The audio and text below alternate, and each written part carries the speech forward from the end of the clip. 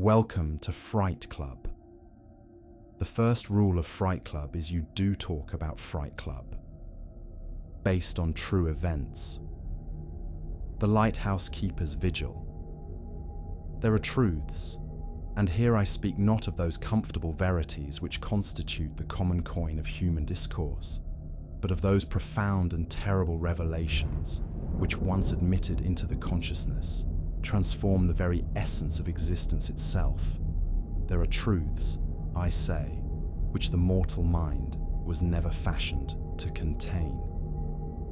Yet contain them it must, when circumstance and that inexorable destiny which governs all human affairs conspire to thrust upon the soul a burden of knowledge so vast, so utterly alien to every assumption upon which sanity depends, that the bearer thereof becomes, in the most literal sense, a creature apart from his fellow beings, a solitary repository of cosmic secrets which, were they to be spoken aloud in the marketplace of ordinary understanding, would be dismissed as the ravings of a madman, though they constitute, in their terrible totality, nothing less than the fundamental architecture of reality itself.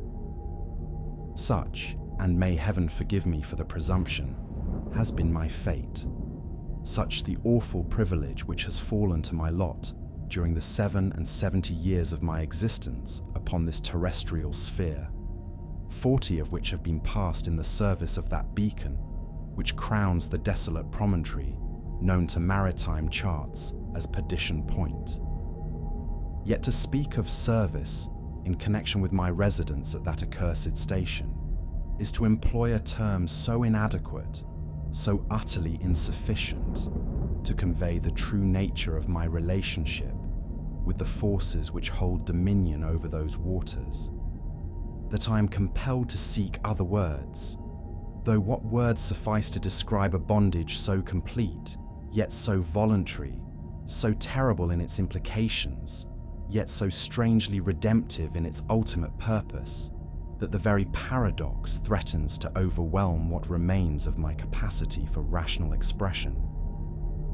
The sea, that vast and eternal repository of mysteries which no human mind shall ever fully comprehend, the sea remembers all. Every vessel which has yielded up its substance to the hungry depths, every soul which has passed from the realm of the living into whatever dark and uncharted waters lie beyond the boundary of mortal perception, every cry of anguish which has been swallowed by the indifferent immensity of oceanic space, all these are preserved within that liquid memory which stretches from horizon to horizon and from the surface down into abyssal depths where light has never penetrated, and where the very laws of physics bend and distort according to principles which terrestrial science shall never discover. Yet memory, and here I must pause to steady my trembling hand, for the act of setting down these words awakens within my consciousness echoes of experiences so profound, so utterly transformative, that even now, after decades of contemplation, I find myself overwhelmed by their magnitude. Memory, I say, becomes a curse when it accumulates beyond the capacity of human understanding to contain it. For when the mind recalls too much, when layer upon layer of supernatural horror deposits itself within the chambers of recollection, like some unholy sediment in the deepest trenches of the soul, then do the very foundations of sanity begin to shift and crack beneath a weight which was never meant to be borne by consciousness, fashioned for purely terrestrial concerns. I write these words, and may they serve as both testimony and warning to such souls as may possess the temerity to peruse them. I write by the fitful illumination of a whale oil lamp, whose flame gutters and wavers in sympathy with the tempestuous emotions which rage within my breast. My hand trembles, yet not from the infirmities of age alone, but from the accumulated terror of 4 decades spent in communion with forces which exist beyond every boundary that human reason has established to contain the knowable universe. The pages before me shall constitute, if I possess sufficient strength to complete this task, a record at once confessional and cautionary, a testament to the price which must be paid by those who would penetrate the veil which mercifully conceals from ordinary perception the true nature of existence, and a desperate attempt to prevent other souls from treading the path which has led me to this ultimate extremity of cosmic revelation. Behind me, and I dare not turn to look upon it directly, for even now its terrible presence fills me with an awe bordering upon religious terror. Behind me stands the lighthouse which has been, throughout these many years, my sanctuary and my prison, my salvation and my doom.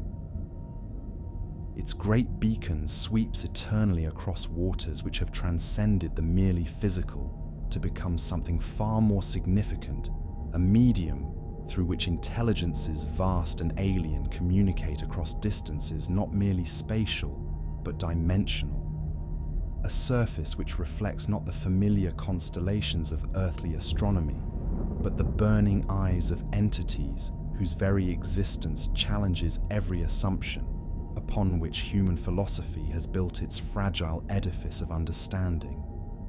Each revolution of that magnificent lens, and here I employ the word magnificent, not in any spirit of aesthetic appreciation, but in recognition of the awful grandeur which attaches to all things that serve cosmic purposes beyond human comprehension.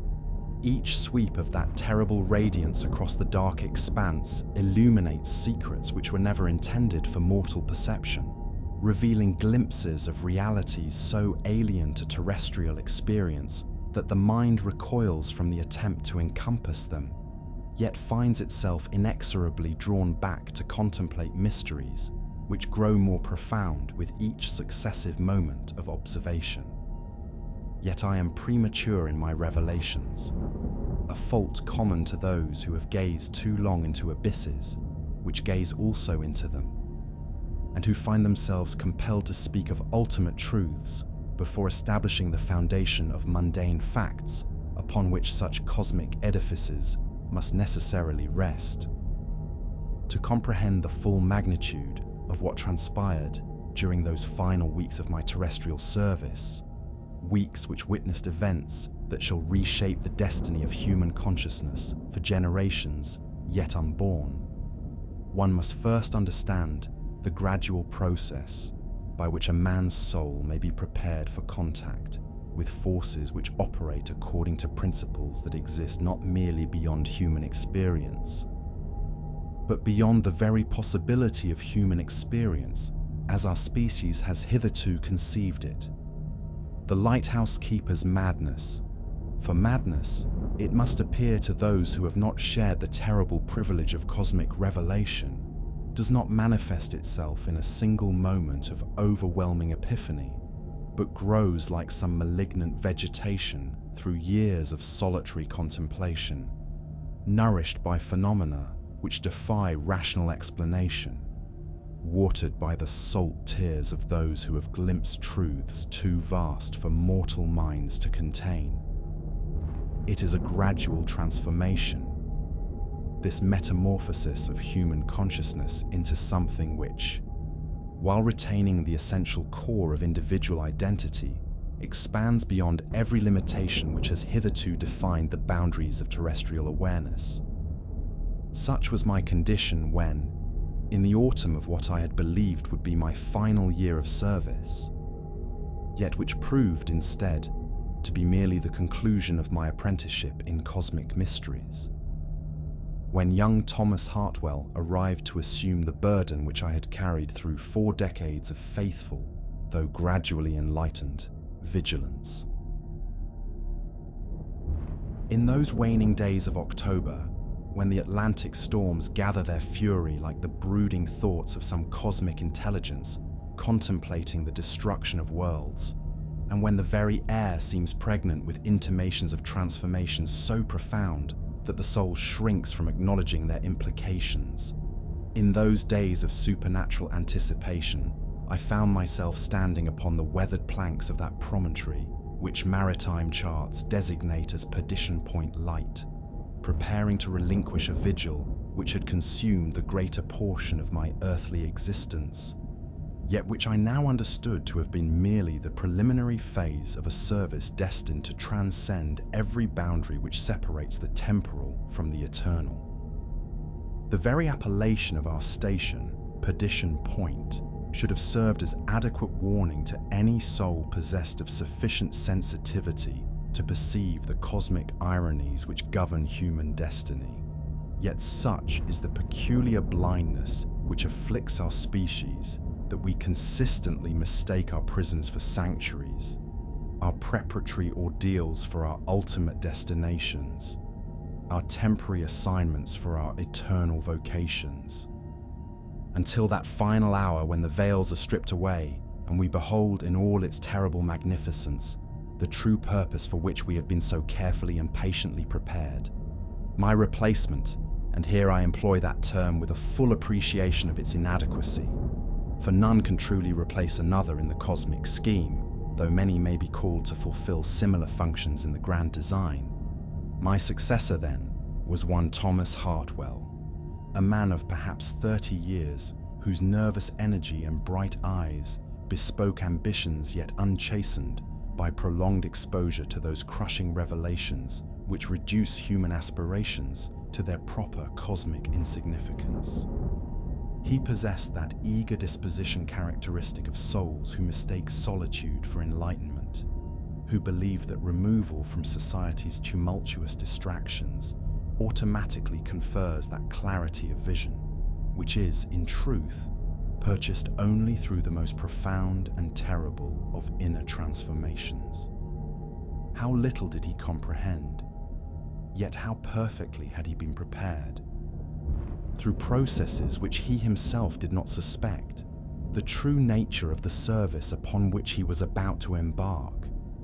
His very presence at Perdition Point was no accident of bureaucratic assignment, but the culmination of forces which had been shaping his destiny since the moment of his birth, preparing him through hereditary influences, environmental exposures, and psychological conditioning for a role in cosmic dramas, whose scope encompasses not merely terrestrial concerns, but the ultimate fate of consciousness itself throughout the infinite reaches of dimensional space. "She's a beauty, isn't she?" remarked Hartwell. And I noted with interest the unconscious precision with which he employed the feminine pronoun, as though some deeper intuition recognized the Lighthouse's essential nature as a vessel pregnant with mysteries yet to be born. "She's a beauty," he said, his gaze fixed upon that towering structure whose white-painted stones appeared in the grey October light, almost spectral in their otherworldly luminescence. The edifice rose 120 feet above the rocky foundation, though I had long since come to understand that its true dimensions extended far beyond those measurable by terrestrial instruments. Its lantern room crowned with that magnificent Fresnel lens which had served, throughout my years of stewardship, purposes far more profound than the simple guidance of maritime traffic.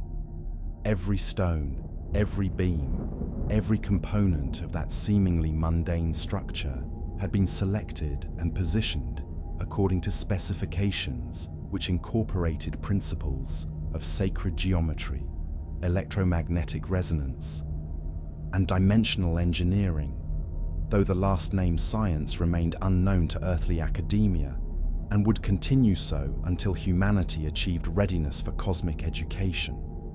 I observed my young successor with the penetrating attention of one who has learned to read, in the subtlest manifestations of character and temperament, those deeper qualities which determine whether a soul shall prove capable of enduring the peculiar trials which await all who accept service at stations where the boundaries between dimensions grow thin.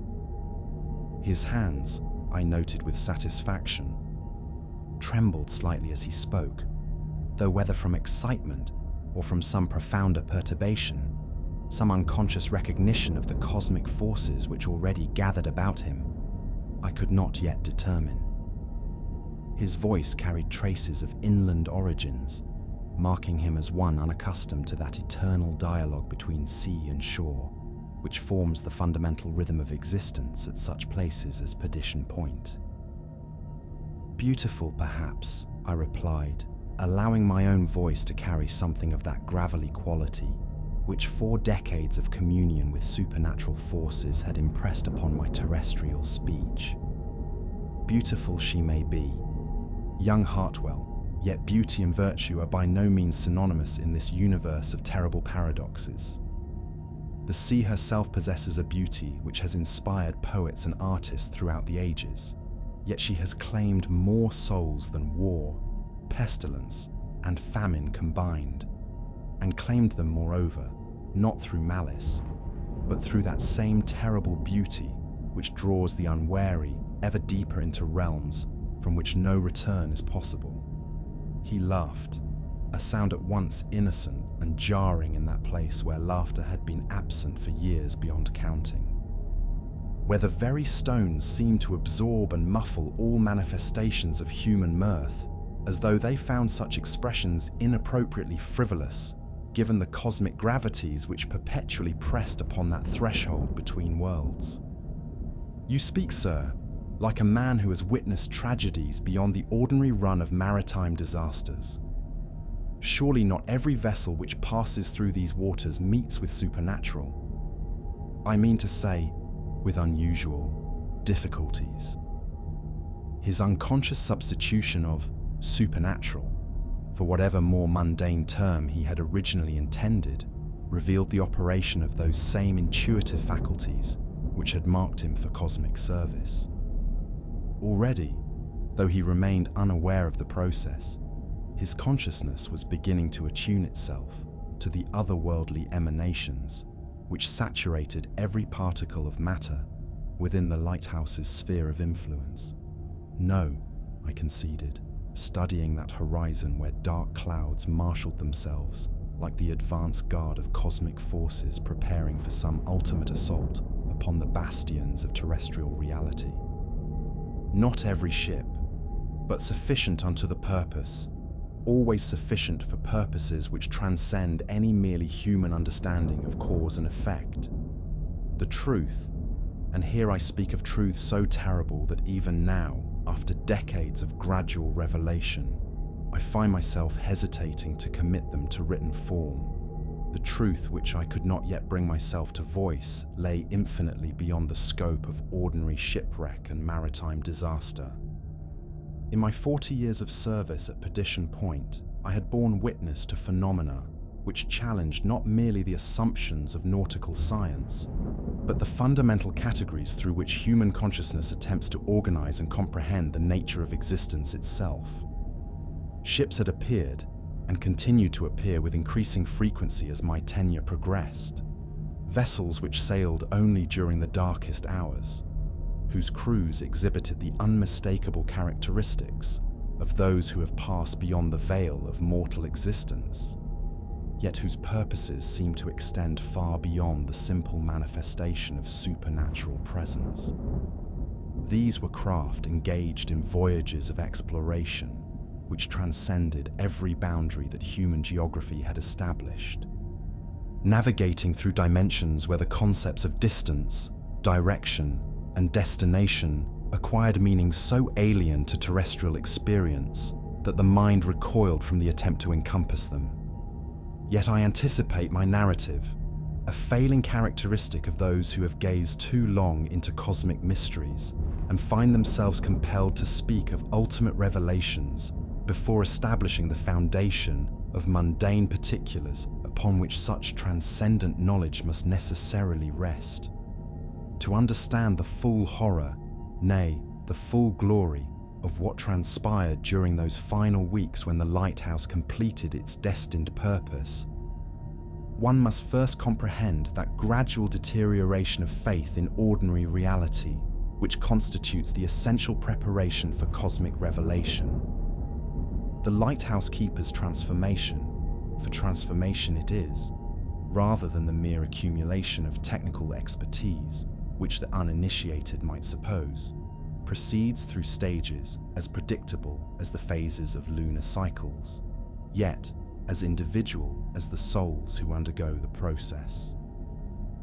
It begins with skepticism, that healthy doubt which protects the mind from premature exposure to truths for which it has not been prepared.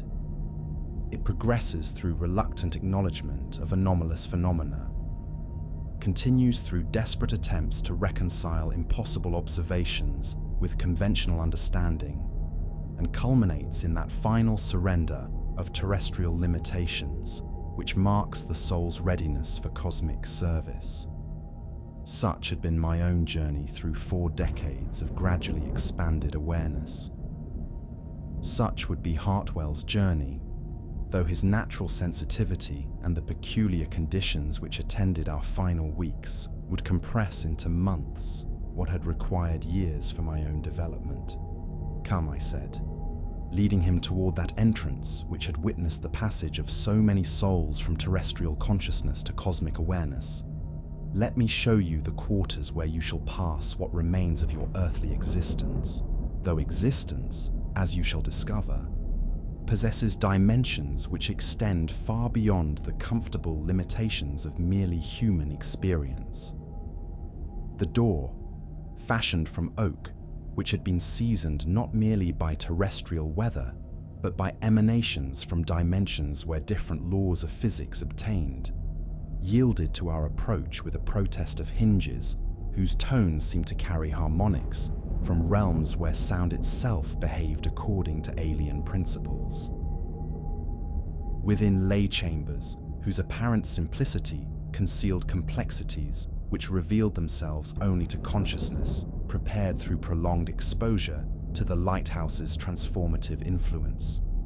The living quarters occupied the structure's lower levels, their circular arrangement following patterns which I had gradually come to recognize as mandala-like configurations designed to focus and amplify certain psychic emanations.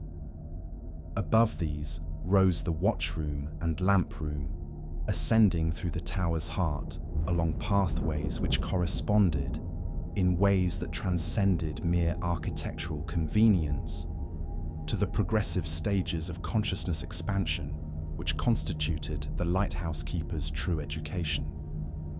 The furnishings maintained that Spartan functionality which characterizes all environments where cosmic forces operate without interference from terrestrial complications. A narrow bed whose placement allowed for optimal reception of otherworldly communications during periods of sleep state receptivity. A writing desk scarred by decades of use, its surface bearing the accumulated impressions of countless entries recording phenomena, which challenged every assumption about the nature of reality. Shelves lined with logbooks whose contents chronicled not merely the passage of earthly vessels, but the gradual revelation of cosmic truths which transformed each successive keeper from simple maritime functionary to initiate in mysteries which spanned infinite dimensions. Most significant of all was the apparatus itself, that marvel of engineering which official records classified as a first-order Fresnel lens, yet whose true nature transcended every category which terrestrial optics had established for the classification of such devices.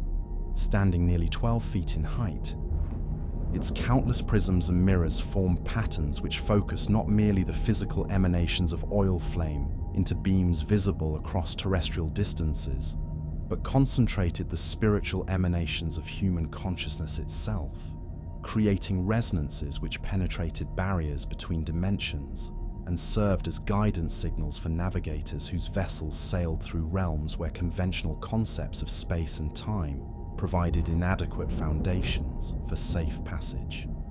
The lens assembly incorporated elements which had been crafted according to specifications unknown to any earthly science. Prisms cut from materials which exhibited properties that challenged every assumption of conventional crystallography, mirrors whose surfaces reflected not merely visible light, but emanations from spectra, which extended into dimensional ranges where human perception required fundamental alteration to function effectively. These exotic components had been integrated into the overall design with such subtlety that their presence escaped detection by casual observers, yet their influence permeated every aspect of the lighthouse's operation.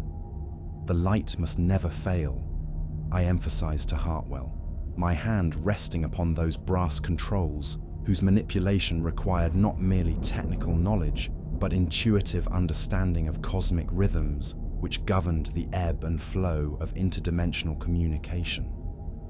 Whatever circumstances may arise, storm, fog, illness, or phenomena which transcend every category of earthly experience, the light must continue its eternal revolution.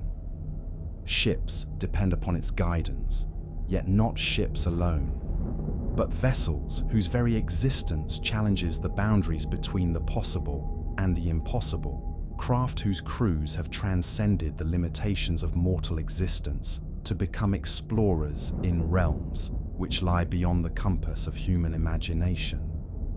Of course, he agreed with that ready acquiescence, which marked souls unconsciously prepared for cosmic service, though I perceived in his response undertones which suggested deeper comprehension than his conscious mind yet acknowledged. The light was indeed more than mere illumination. It was a beacon which called across dimensional barriers to intelligences whose existence transcended every limitation which defined terrestrial life, a signal which announced humanity's readiness to transcend its planetary origins and join the vast community of consciousness which spanned infinite reaches of space and time. The daily routines which governed life at Perdition Point followed patterns which, while appearing mundane to superficial observation, actually constituted elaborate rituals designed to attune human consciousness to cosmic frequencies, which operated according to principles unknown to terrestrial chronometry. Each task, each ceremony, each moment of apparently routine maintenance served purposes which extended far beyond the simple operation of maritime navigation equipment. The morning ritual of extinguishing the great beacon required timing and technique, which corresponded to astronomical events occurring not merely in our local solar system, but in star systems whose influence upon terrestrial affairs operated through dimensional channels which conventional astronomy had never suspected. The flame which had burned through the night, sustained by more than mere combustible fuel, nourished by spiritual emanations which accumulated during hours of darkness when consciousness became receptive to otherworldly communication, this flame must be gradually reduced according to sequences which paralleled the retreat of cosmic forces into dimensional spaces, where they maintained vigilance during periods of terrestrial daylight. The beacon, I instructed Hartwell, as we performed this sacred ceremony together, must be tended with the reverence which enlightened consciousness reserves for those rituals which maintain the delicate balance between dimensions. Every movement, every gesture, every breath must be calculated to preserve harmonies which, once disturbed, require years of patient effort to restore. The process demanded intimate knowledge of procedures which had been refined through decades of experimentation and observation, procedures which incorporated not merely mechanical understanding, but psychological preparation for contact with forces whose very existence challenged every assumption upon which human sanity depends. The oil reservoirs required refilling according to patterns which corresponded to lunar phases and stellar alignments. The lens surfaces demanded cleaning with solutions prepared according to formulae, which combined advanced chemistry with principles derived from alchemical traditions that predated the emergence of modern science. Most critical of all was the maintenance of that clockwork mechanism, whose revolution drove the lens through its eternal circuit, a device whose apparent function concealed complexities which revealed themselves only to consciousness prepared through prolonged exposure to cosmic influence. Every 4 hours, without deviation, the massive weights which powered the system required winding to precise tensions which maintained synchronization not merely with terrestrial chronometry, but with cosmic cycles whose periods encompassed years, decades, and centuries of earthly time. Why such precision? Hartwell inquired, as I demonstrated the techniques necessary for this crucial operation. Surely variations of a few minutes would produce no significant effect upon vessels seeking our guidance. The ships which depend upon our light, I replied, choosing my words with the care of one who walks through fields sown with landmines of cosmic revelation. Sail upon waters which exist in dimensions adjacent to our own terrestrial reality.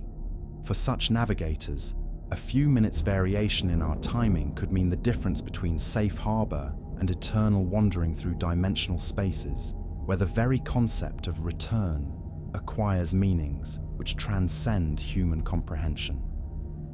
The afternoon hours at Perdition Point were devoted to that most crucial aspect of the lighthouse keeper's true function, the careful documentation of phenomena which, while defying every category of rational explanation, nonetheless demanded precise recording for the guidance of those who would follow in cosmic service. The official logs, those sanitized records submitted to maritime authorities for bureaucratic review, contained nothing beyond routine observations of weather conditions, vessel passages, and maintenance activities.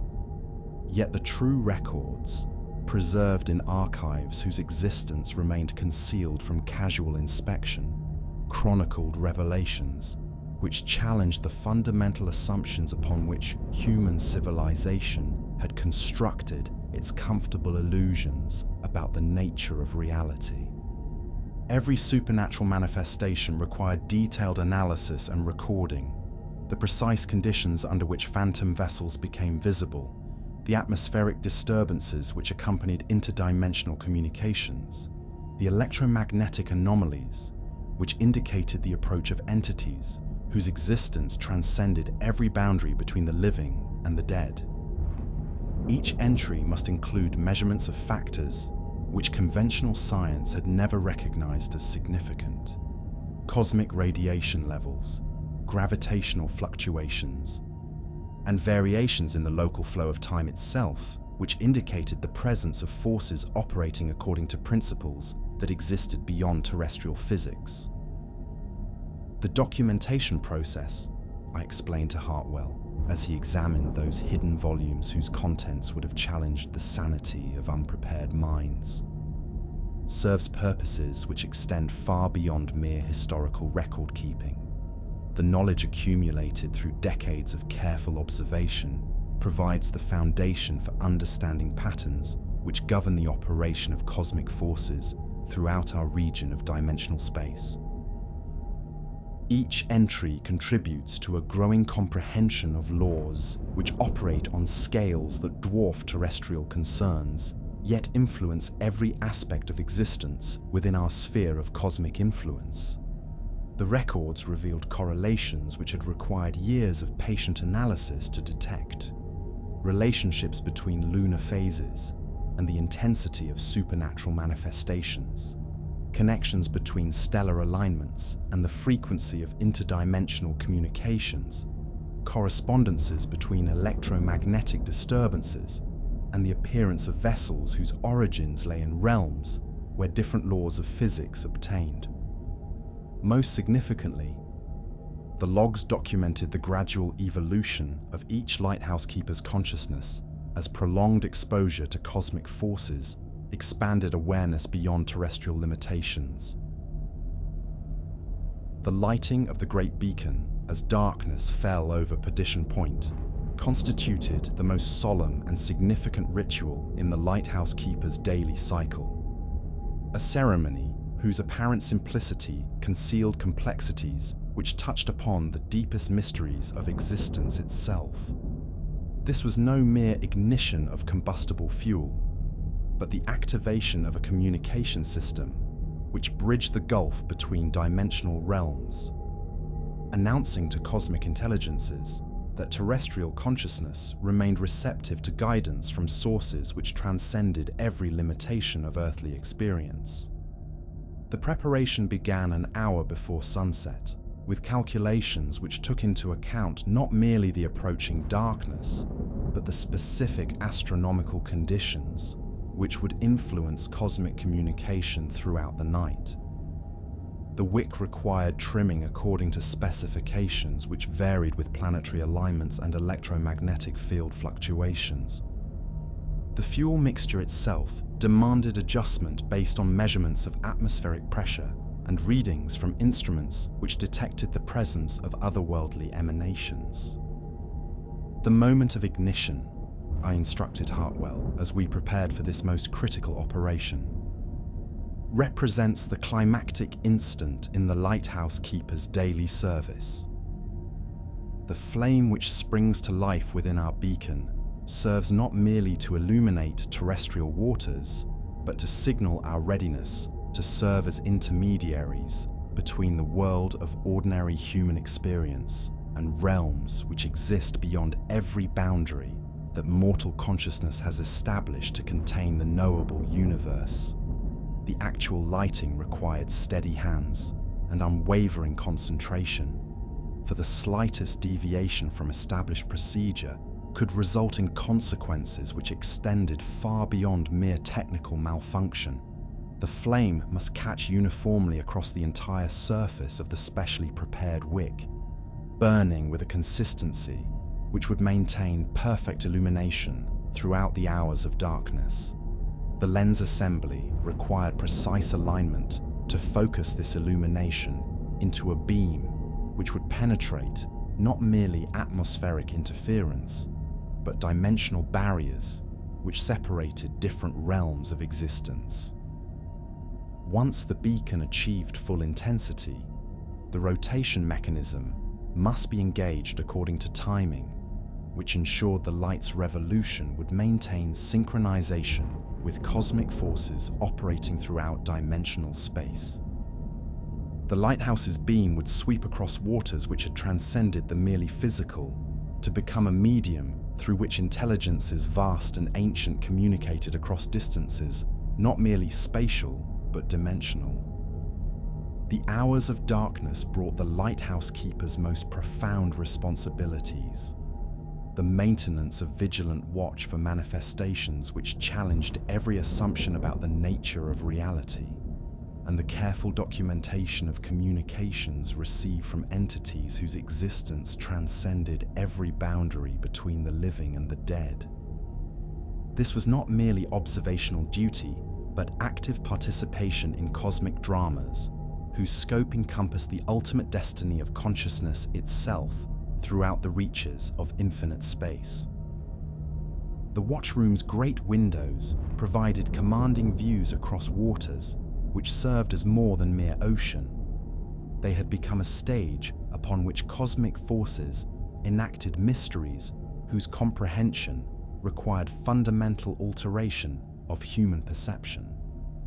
Through these carefully positioned apertures, consciousness prepared through years of gradual expansion could observe phenomena which remained invisible to ordinary awareness. Phantom vessels sailing through storms of supernatural origin, lights beneath the waves which moved with obvious intelligence, and atmospheric disturbances which indicated the approach of entities from dimensional realms where different laws of physics obtained. The night watch, I explained to Hartwell during one of our early evenings together, represents the lighthouse keeper's most sacred obligation. We serve not merely as guardians of terrestrial navigation, but as priests conducting rituals which maintain the delicate equilibrium between dimensions. Our vigilance prevents the complete collapse of barriers which separate the world of ordinary human experience from realms whose very existence would shatter unprepared minds attempting to encompass their implications. Most significantly, the lighthouse keeper must maintain throughout these hours that peculiar state of consciousness which allows for reception of communications from intelligences whose thoughts operated according to principles that transcended human logic. This required a form of meditation which opened awareness to influences that would destroy unprepared minds, yet maintain sufficient mental discipline to record and interpret whatever messages might be transmitted across dimensional barriers. The mechanical systems required constant monitoring throughout the night, for cosmic forces could disrupt even the most precisely calibrated equipment. The rotation mechanism must be observed for variations which might indicate interference from other worldly influences. The fuel consumption required measurement against established baselines to detect the presence of entities which drew sustenance from spiritual emanations generated by the beacon's operation. Most critically, the lens assembly demanded hourly examination for signs of modification by cosmic forces. Through years of careful observation, I had learned that entities from other dimensions possess the ability to alter the optical properties of our equipment, transforming the lighthouse beam into an instrument which served their own incomprehensible purposes rather than the guidance of terrestrial mariners. The lighthouse, I confided to Hartwell as we conducted one of these midnight inspections, possesses a form of consciousness which operates according to principles that exist beyond human understanding. It responds to our care and attention, yet it also serves purposes which transcend any merely earthly function. We are not merely its operators, but its partners in cosmic enterprises, whose ultimate objectives encompass the transformation of consciousness itself through our infinite reaches of dimensional space. As the weeks of Hartwell's apprenticeship progressed, I observed with growing concern the changes which began to manifest in his behavior and demeanor, changes which I recognized from my own gradual transformation during the early years of cosmic service.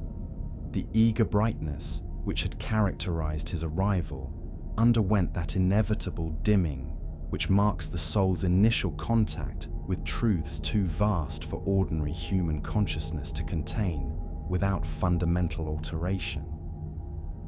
Yet there was something different about Hartwell's development, a quality which distinguished his response to cosmic revelation from the patterns I had observed in previous keepers. Where others had exhibited the predictable progression from skepticism through reluctant acknowledgement to final acceptance or breakdown, Hartwell seemed to be adapting to otherworldly influences with a facility which suggested preparation extending far beyond conscious awareness. His technical competence with lighthouse equipment evolved more rapidly than normal experience could account for. His sensitivity to atmospheric changes and electromagnetic disturbances exceeded any reasonable expectation for one so recently introduced to cosmic service. Most remarkably, his consciousness seemed to be expanding in directions which paralleled, yet transcended, the development which had required decades for my own achievement. "I feel different," he confessed to me after completing his first week of cosmic service, his voice carrying undertones which revealed the operation of forces beyond ordinary human experience. "It is as though the lighthouse itself were instructing me in knowledge, which I never realized I possessed the capacity to understand. Mathematical relationships, which should require years of study, appear as clear as elementary arithmetic. Astronomical phenomena, which should demand instruments for observation, seem somehow visible to perception, which operates according to principles I cannot begin to comprehend." His transformation proceeded with an acceleration which should have alarmed me, yet which I found myself recognizing as the natural development of consciousness which had been prepared through processes extending far beyond his individual lifetime. The lighthouse was indeed instructing him, serving as a focusing device which activated potentials which had been carefully cultivated through hereditary influences and environmental exposures whose true purpose had remained concealed from his conscious awareness. October progressed toward November with an inevitability which I had come to recognize as characteristic of cosmic forces operating according to schedules that transcended terrestrial chronometry. Each night brought intensification of the supernatural activity which surrounded our station, as though invisible intelligences were gathering in preparation for events whose significance would dwarf every previous manifestation of otherworldly presence. The phantom ships appeared with increasing frequency, their spectral forms becoming more distinct and their behavior more purposeful with each successive evening. These were no longer random manifestations of supernatural presence, but organized activities conducted by entities whose purposes, while remaining mysterious, clearly involved preparation for some climactic event which would transform the very nature of existence within our sphere of cosmic influence. Most disturbing of all was the gradual alteration which I observed in the lighthouse itself, changes so subtle that they escaped casual detection, yet so profound in their implications that I found myself questioning whether the structure I had tended for 40 years was indeed the same edifice which had housed my early service. Sections of stonework exhibited properties which defied conventional understanding of material behavior. Temperature variations created patterns which corresponded to symbols whose meanings remained tantalizingly beyond comprehension. The very atmosphere within the building seemed to thicken with emanations which suggested the approach of transformations so fundamental that the mind recoiled from attempting to encompass their scope. "Something is approaching," Hartwell observed with that uncanny precision which marked his responses to cosmic influences. "Something vast and ancient and utterly alien to every category of terrestrial experience." The lighthouse serves not merely as beacon, but as focal point for forces which are gathering to accomplish purposes that transcend human understanding. His words confirmed suspicions which had been growing within my own consciousness throughout the preceding weeks. The supernatural activity which surrounded Perdition Point was building toward a culmination which would mark the completion of processes that had been developing for decades, perhaps for centuries, in preparation for humanity's first direct contact with cosmic intelligences, whose existence challenged every assumption about the nature of consciousness itself. The lighthouse keeper's vigil was approaching its destined conclusion, yet that conclusion would prove to be not an ending, but a transformation so profound that the very concepts of beginning and ending would require redefinition in light of cosmic revelations which awaited just beyond the threshold of immediate comprehension.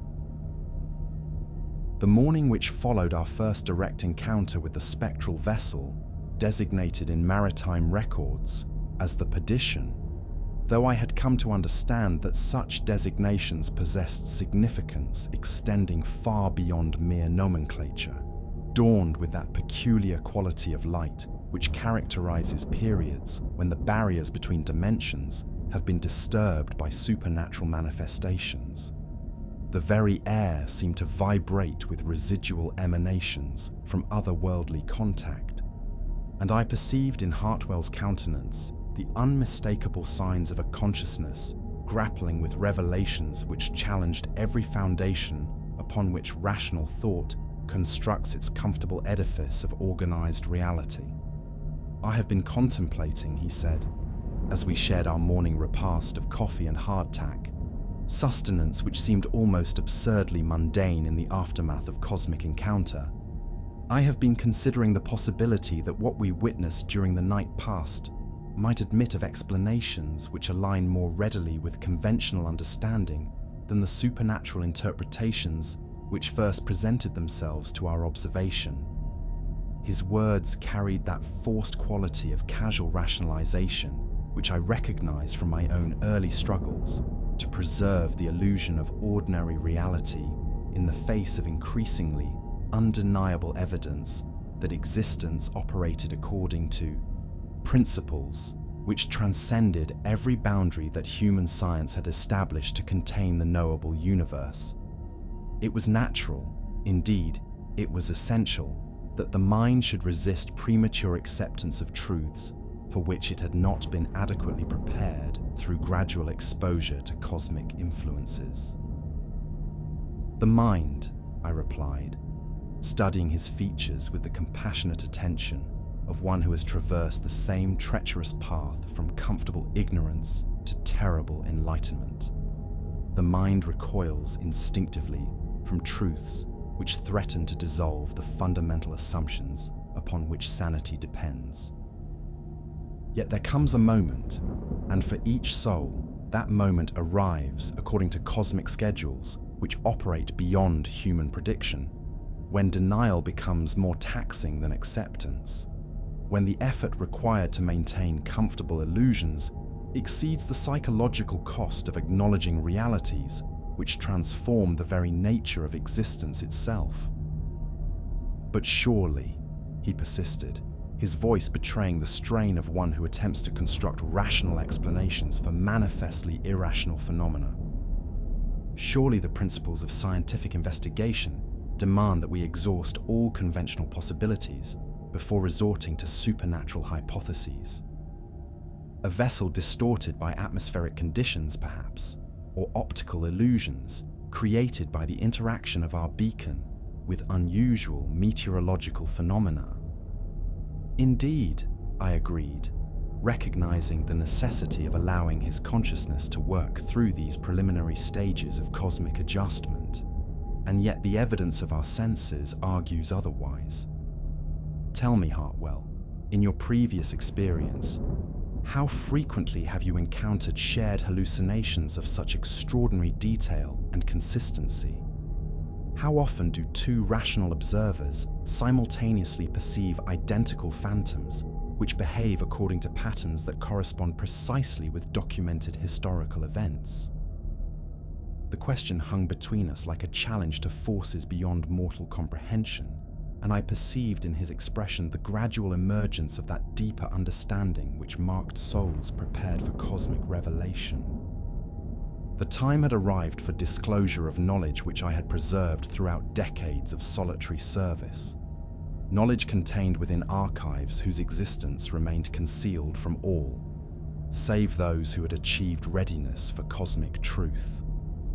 I rose from our simple table and approached that cabinet wherein I had preserved the Lighthouse's true records, documents which chronicled not merely the mundane details of maritime service, but the gradual revelation of cosmic mysteries which had transformed each successive keeper from ordinary human functionary to initiate in secrets that spanned infinite dimensions. These leather-bound volumes contained testimonies which challenged every assumption about the nature of reality, yet their accumulated weight provided irrefutable evidence that Perdition Point served purposes which extended far beyond the simple guidance of terrestrial navigation. These are the complete records, I explained, placing before him volumes whose very presence seemed to emanate that peculiar chill which accompanies proximity to cosmic truth. Not the sanitized reports submitted to maritime authorities for bureaucratic consumption, but the authentic chronicles maintained by every soul who has served at this station. Read them, and you shall comprehend that what we witnessed during the night past constitutes not an isolated anomaly, but a single manifestation within a pattern whose scope encompasses decades of supernatural revelation. Hartwell approached these documents with the reverence which unconscious wisdom reserves for artifacts of transcendent significance.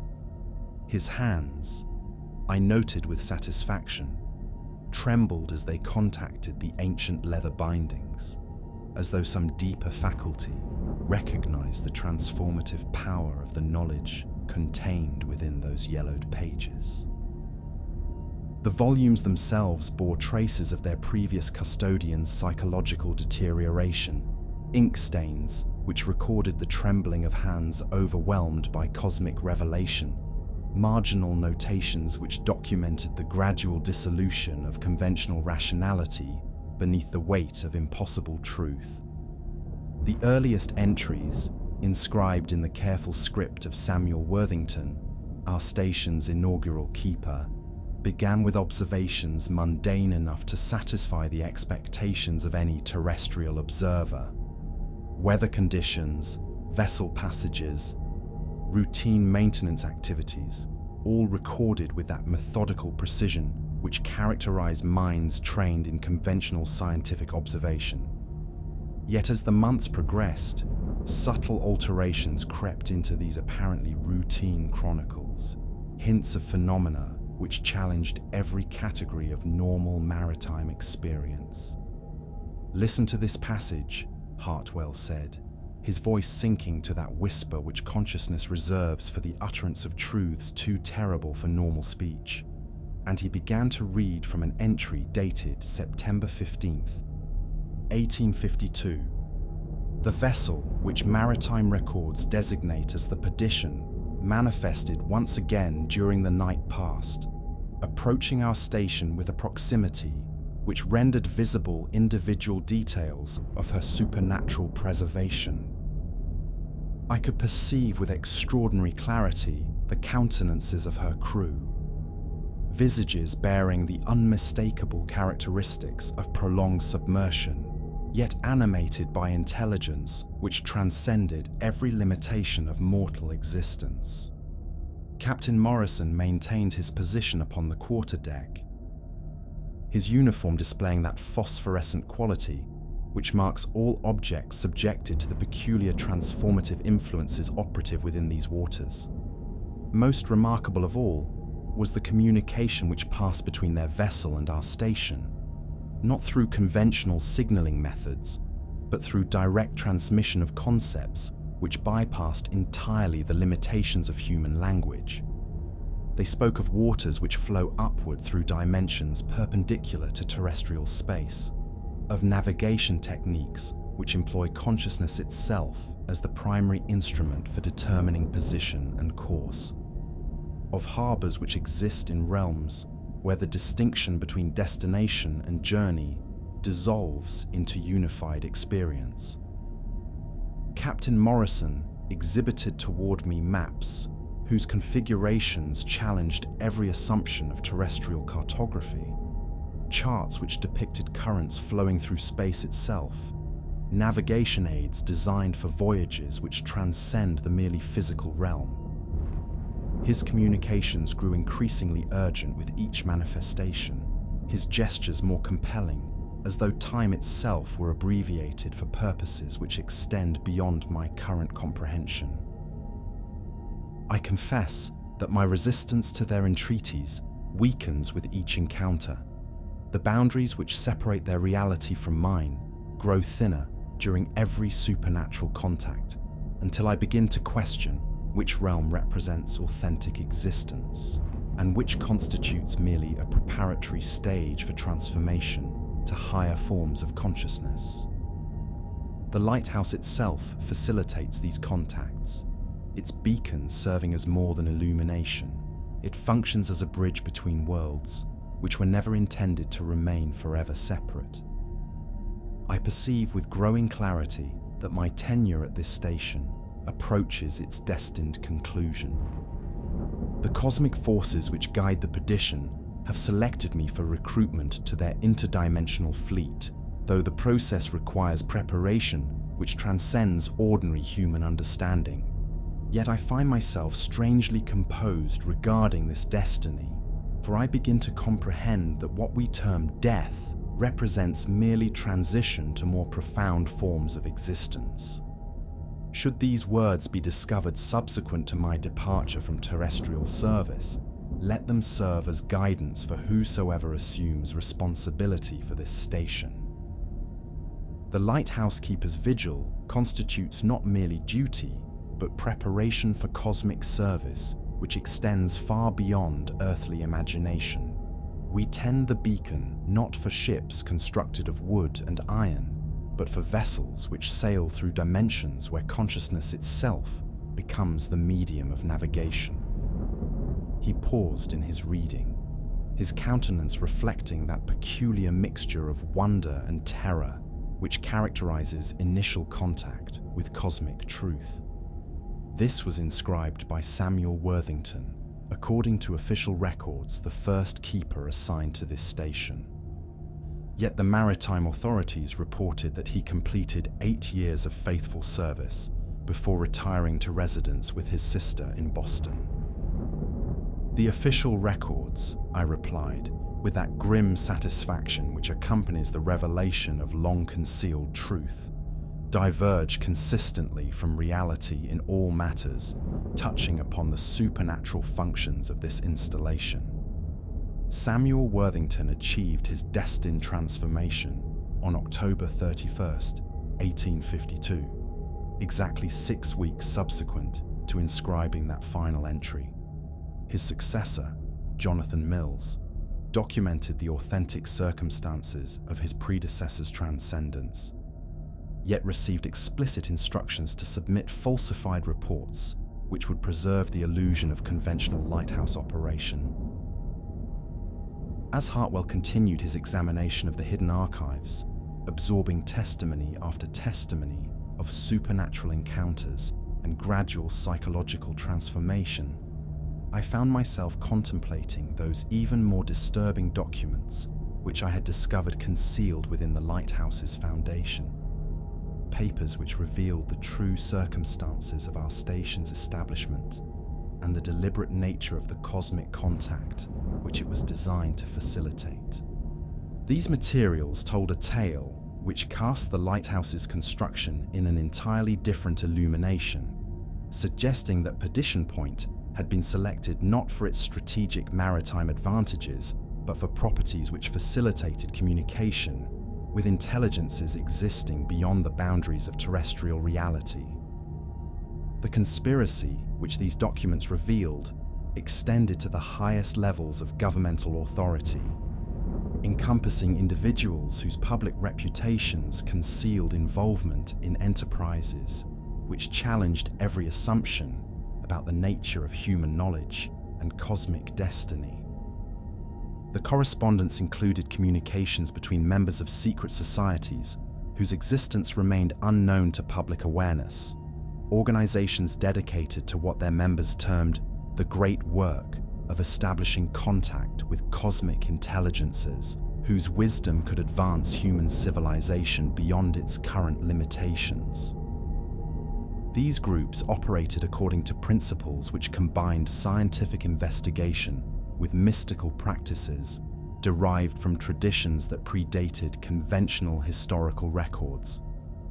One letter, bearing the date March 3rd, 1846, proved particularly illuminating regarding the true purpose behind Perdition Point's establishment. My esteemed colleague in the great work, the geological surveys which we have conducted at the location designated as Perdition Point confirm our most optimistic projections regarding its suitability for cosmic contact operations. The convergence of electromagnetic forces at this site, combined with the natural amplification properties of the surrounding mineral formations, creates conditions which our theoretical calculations suggest will facilitate direct communication with intelligences existing in dimensional realms adjacent to our own terrestrial reality. The indigenous peoples who formerly inhabited this region possessed oral traditions which speak of this location as a thin place, where the barriers between worlds could be traversed by consciousness prepared through appropriate rituals. Their legends describe ships which sail between dimensions and harbors which exist beyond the boundaries of earthly geography, descriptions which align remarkably with our own theoretical understanding of interdimensional navigation principles. Construction of the lighthouse must proceed according to specifications, which incorporate components designed for consciousness amplification rather than simple illumination. The lens assembly requires integration of optical elements which will focus not merely visible light, but psychic emanations generated through prolonged exposure to cosmic influences. These specialized components will transform the entire structure into a communication device capable of transmitting signals across dimensional barriers. The keeper positions must be filled by individuals whose psychological profiles indicate capacity for consciousness, expansion without complete mental dissolution. I have prepared detailed assessments of potential candidates whose hereditary characteristics and environmental conditioning suggest suitability for gradual preparation as intermediaries between human civilization and cosmic intelligence. We estimate that within a single decade of the lighthouse's activation, sufficient spiritual energy will accumulate to permit preliminary contact with cosmic entities. Within 2 decades, if our calculations prove accurate, we may achieve physical manifestation of interdimensional vessels capable of recruiting human consciousness for exploration missions which transcend every boundary of terrestrial experience. I remain, with profound dedication to our cosmic purpose, Cornelius Blackthorne, Chairman, Committee for Esoteric Coastal Studies. The implications of this correspondence struck me with the force of cosmic revelation. The lighthouse, which I had tended with such devotion throughout 4 decades of faithful service, had been conceived not as an aid to maritime navigation, but as an instrument for facilitating humanity's first contact with intelligences whose existence transcended every limitation of earthly life. Every vessel I had guided to safety. Every night I had maintained the beacon's revolution. Every moment of mundane maintenance had contributed to purposes which extended far beyond any merely human understanding of duty and service. Hartwell, I said, interrupting his continued perusal of the official logs. There exist additional documents whose contents will illuminate the true nature of our situation, with a clarity which may prove more terrifying than ignorance. Papers which reveal not merely the supernatural phenomena we have witnessed, but the deliberate conspiracy which created the conditions for such manifestations. I presented to him the hidden correspondence, observing with that clinical attention which cosmic service develops as his countenance reflected the progressive stages of horrified comprehension. We were not merely witnesses to supernatural events occurring through random cosmic accident, but conscious participants in an elaborate experiment whose human architects had viewed our lives as acceptable sacrifices in pursuit of knowledge, which challenged every assumption about the nature of existence itself. This cannot represent authentic historical documentation, he whispered, studying the papers as though hoping they might dissolve beneath sufficiently intense scrutiny. No civilized authority would sanction activities whose consequences could not be predicted or controlled. The governmental structures which authorized this lighthouse's construction, I reminded him, perished during the recent civil conflict. Yet the cosmic forces which they contacted continue to operate according to schedules which transcend all merely human political considerations. Civilized men have consistently demonstrated capacity for enterprises whose moral implications they prefer not to examine too closely, particularly when those enterprises promise advantages which justify extraordinary measures. Further exploration of the concealed archives revealed documents which cast our own involvement in even more disturbing illumination. Personnel assessments which demonstrated that our assignment to Perdition Point resulted not from bureaucratic accident, but from careful selection according to criteria which had nothing to do with conventional qualifications for lighthouse service.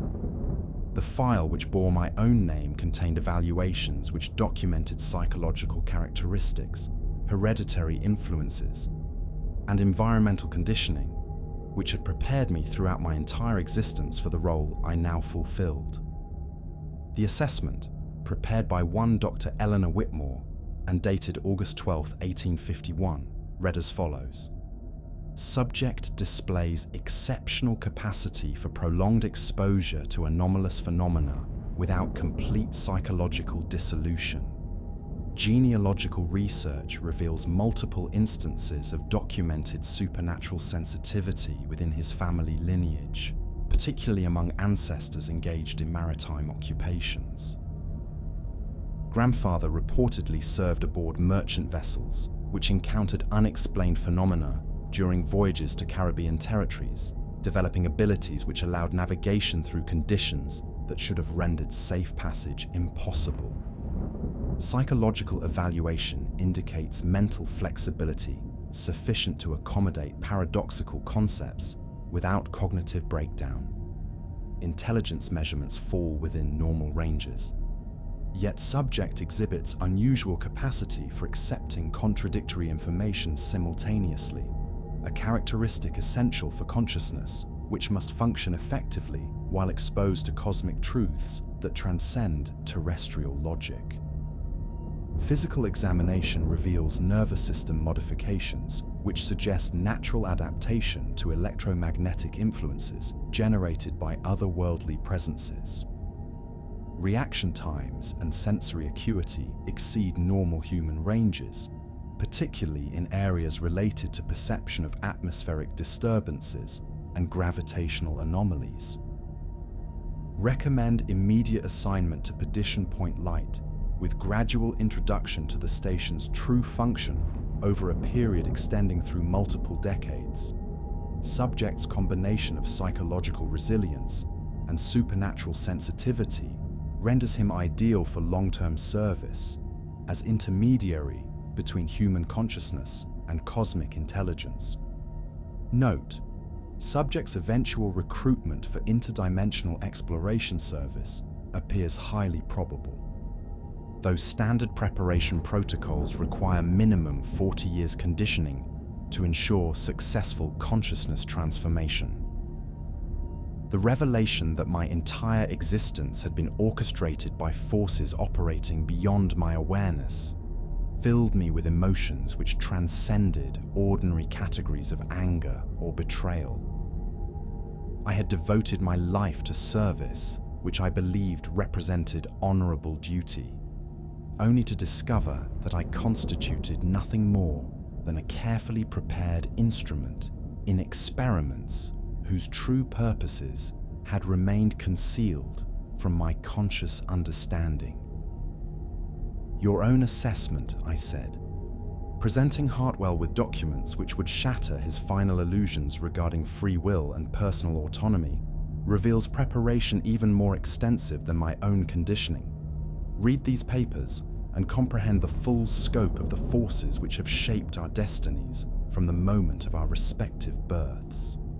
The file bearing his name painted a picture whose implications exceeded even my own disturbing revelations. Where my selection had been based primarily upon psychological compatibility with supernatural exposure, Hartwell's recruitment reflected qualities which suggested preparation not merely for Lighthouse service, but for transformation to cosmic consciousness, which would transcend every limitation of terrestrial existence. Subject represents the culmination of 3 generations of selective cultivation for enhanced psychic sensitivity and dimensional adaptability. Paternal grandfather served with distinction aboard vessels known to operate in waters exhibiting supernatural properties, developing telepathic abilities, which allowed communication with entities existing beyond normal perception. Father demonstrated measurable consciousness expansion capabilities before his death in service to our organization. Current subject exhibits unprecedented combination of intellectual acuity and supernatural sensitivity. Intelligence measurements exceed normal human ranges, particularly in areas involving spatial relationships and mathematical concepts which operate according to non-Euclidean principles. Most significantly, preliminary exposure to controlled otherworldly stimuli produced consciousness enhancement rather than the psychological deterioration which characterizes unsuccessful candidates. Physiological examination reveals genetic modifications, which indicate evolutionary adaptation to non-terrestrial environmental conditions. Neural development in regions associated with extrasensory perception exceeds any previously documented human specimens. Electromagnetic sensitivity approaches levels which would permit direct interface with cosmic communication systems. Recommend immediate assignment to Perdition Point Light, with full awareness that subject represents our most promising candidate for successful transition to interdimensional exploration service. Preparation period may be abbreviated given subject's exceptional adaptation potential and the approaching manifestation of cosmic contact vessels. Note: subject's recruitment coincides with predicted arrival of interdimensional fleet during optimal astronomical alignment. Timing suggests cosmic forces may be directly influencing our selection processes to ensure suitable candidates are available when recruitment operations commence. "Dear God," Hartwell whispered, his voice carrying that hollow quality which characterizes consciousness, confronting the dissolution of every comfortable assumption about personal identity and individual autonomy. "We have been cultivated like specimens in some cosmic laboratory, bred and conditioned for purposes which we were never permitted to understand or consent to fulfill." Even as we absorb the horrifying implications of these revelations, the lighthouse itself began to exhibit phenomena which suggested that our discovery of hidden truth had triggered responses from forces which had remained dormant throughout my decades of ignorant service.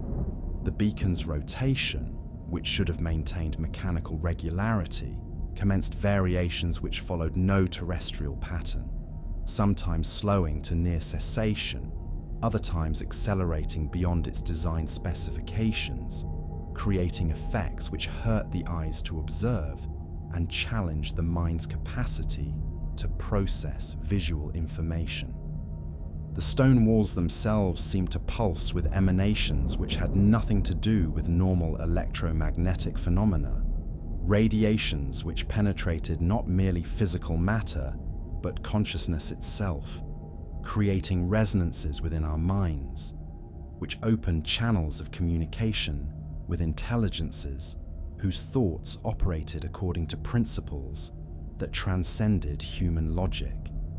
Temperature variations throughout the building formed patterns which corresponded to symbols we had discovered in the hidden documentation, as though the structure itself were responding to our newfound awareness by revealing aspects of its true nature which had remained concealed during periods of ignorant operation. "They are aware," Hartwell observed with that uncanny precision which marked his intuitive understanding of cosmic forces, "aware that we have penetrated the illusions which conceal the true purpose of our service. The lighthouse functions not merely as beacon, but as communication device, and our presence here has activated protocols which were designed to respond to specific levels of human consciousness." Sounds began to emanate from empty chambers, not the familiar creaking of timber and stone subjected to natural stresses, but harmonics which suggested the operation of machinery whose purpose transcended any earthly engineering project. These resonances carried information which bypassed auditory processing to communicate directly with consciousness itself, conveying concepts whose complexity required fundamental expansion of human awareness to comprehend their implications. Most disturbing of all were the voices which began to reach us from sources which possessed no visible origin, communications in languages which predated human civilization, yet which somehow conveyed meanings that penetrated directly to the core of understanding, without requiring translation through conventional linguistic processes.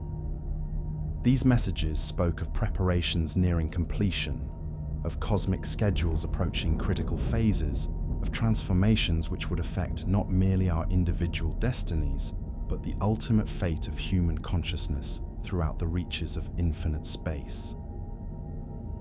The lighthouse serves as focal point, I realized with growing comprehension of our situation's true magnitude, not merely for supernatural manifestations, but for cosmic forces which are gathering to accomplish purposes that transcend every boundary of terrestrial experience.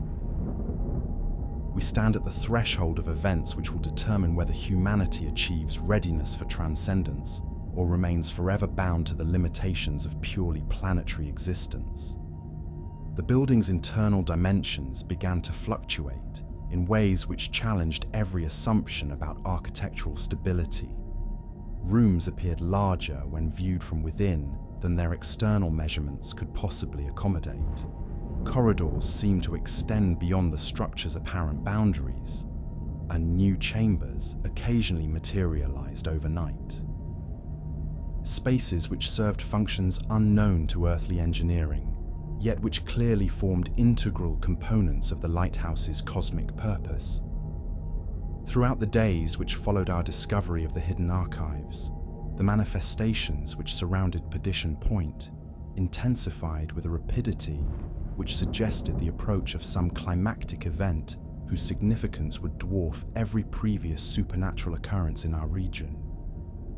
The Phantom Fleet expanded its numbers nightly, adding vessels from across the centuries of maritime history to its spectral ranks, ships whose origins spanned the entire development of human navigation, from primitive craft which had braved unknown waters during humanity's earliest explorations, to sophisticated vessels which represented the culmination of terrestrial shipbuilding arts.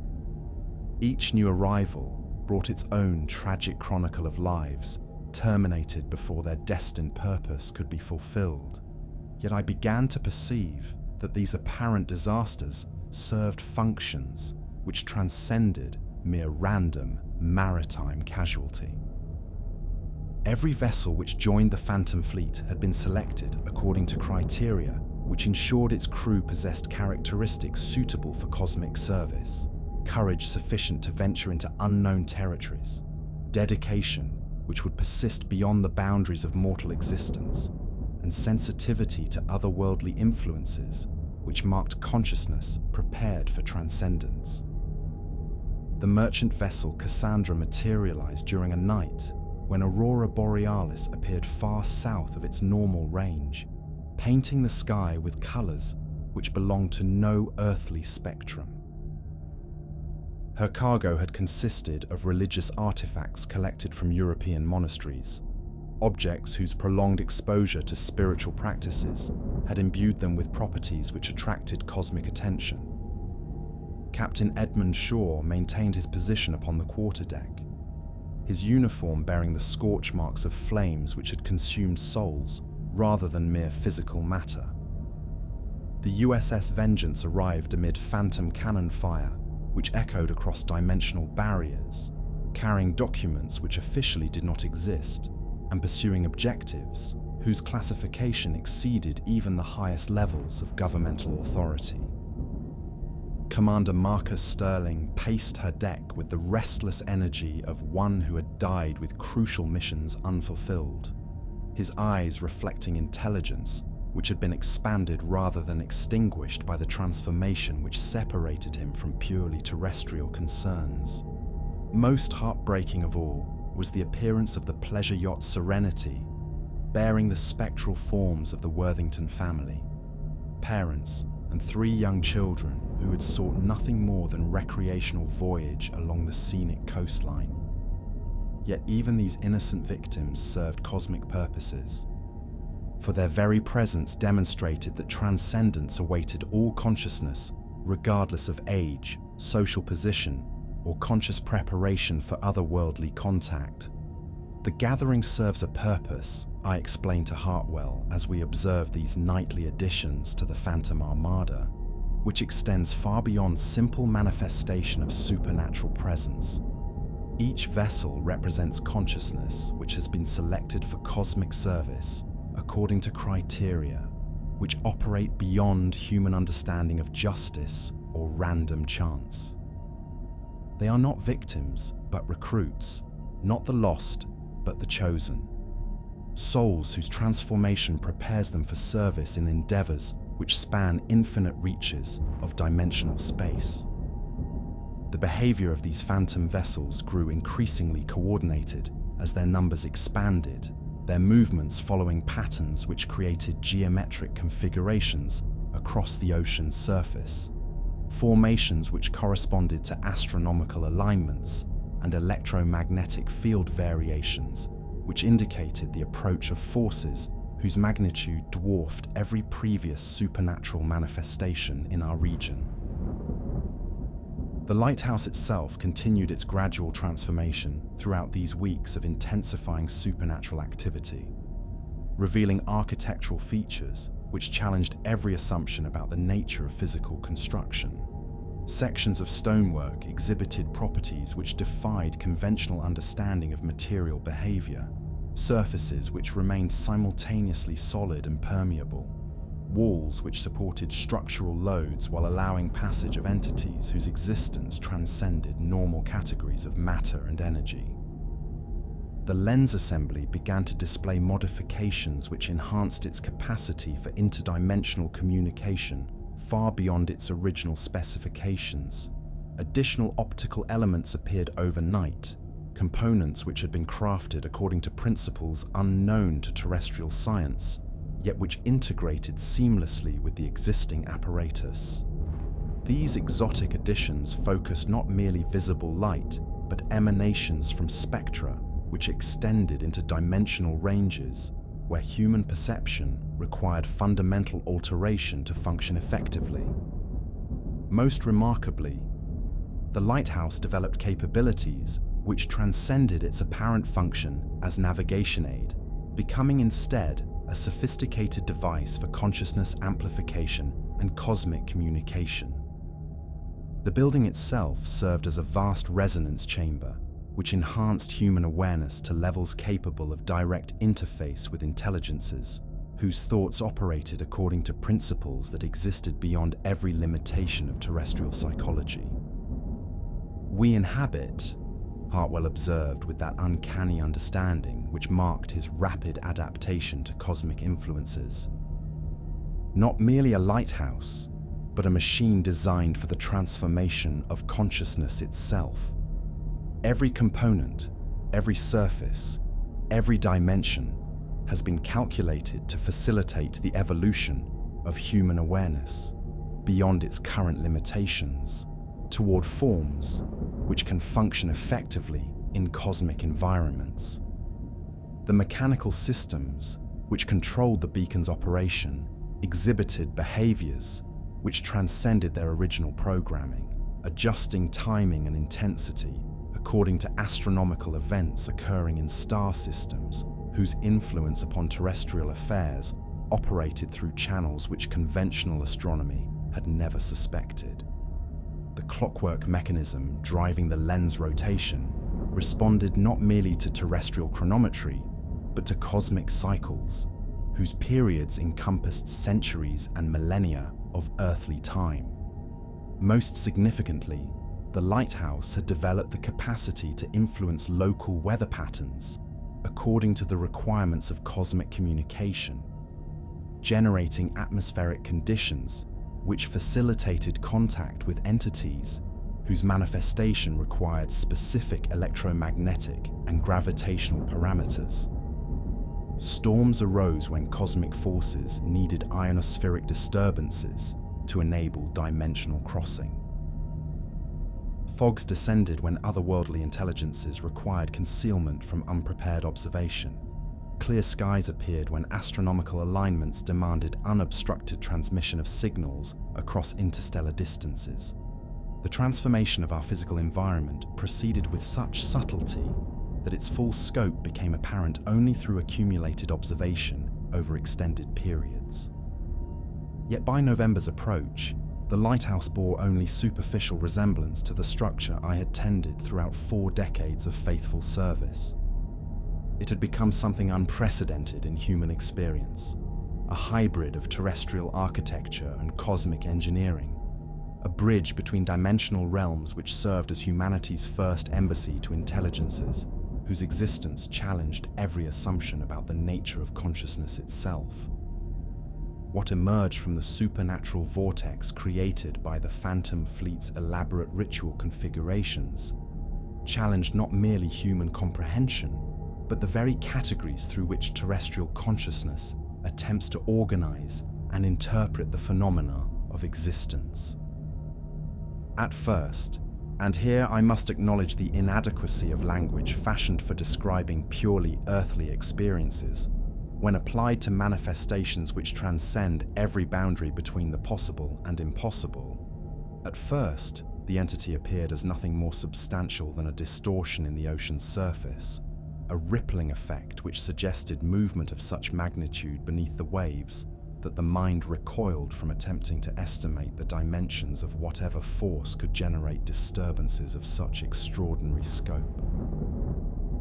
Yet, as the entity continued its ascent from realms which existed beyond the veil of normal reality, realms where the fundamental laws governing matter, energy, space, and time operated according to principles so alien to terrestrial experience that consciousness required profound modification to function within their sphere of influence, as this cosmic intelligence rose through dimensional barriers which had weakened sufficiently to permit its manifestation in our local space-time continuum, its true nature became apparent with a clarity which challenged every assumption about the relationship between the organic and the architectural, between the individual and the collective, between consciousness as we understand it and awareness which transcends every limitation that defines terrestrial existence.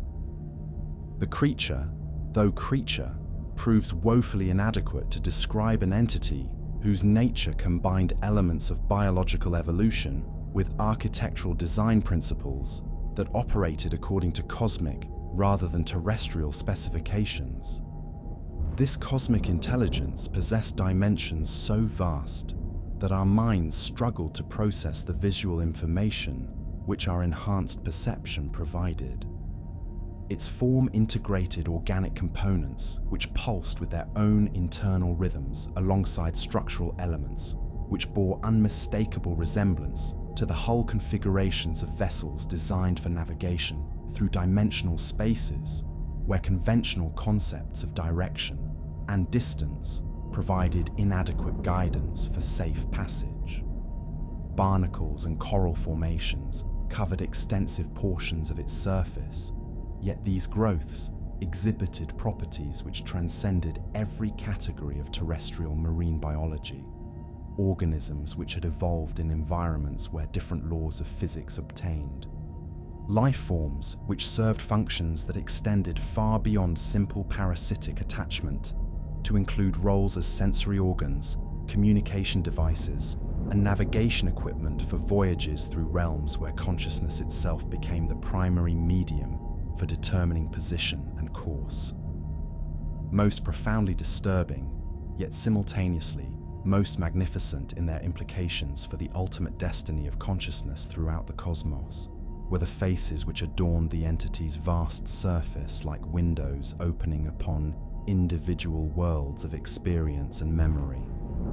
Thousands upon thousands of human countenances gazed outward from the creature's flesh, their expressions frozen in moments which transcended the simple transition from life to death to encompass instead the instant of transformation from terrestrial limitation to cosmic awareness.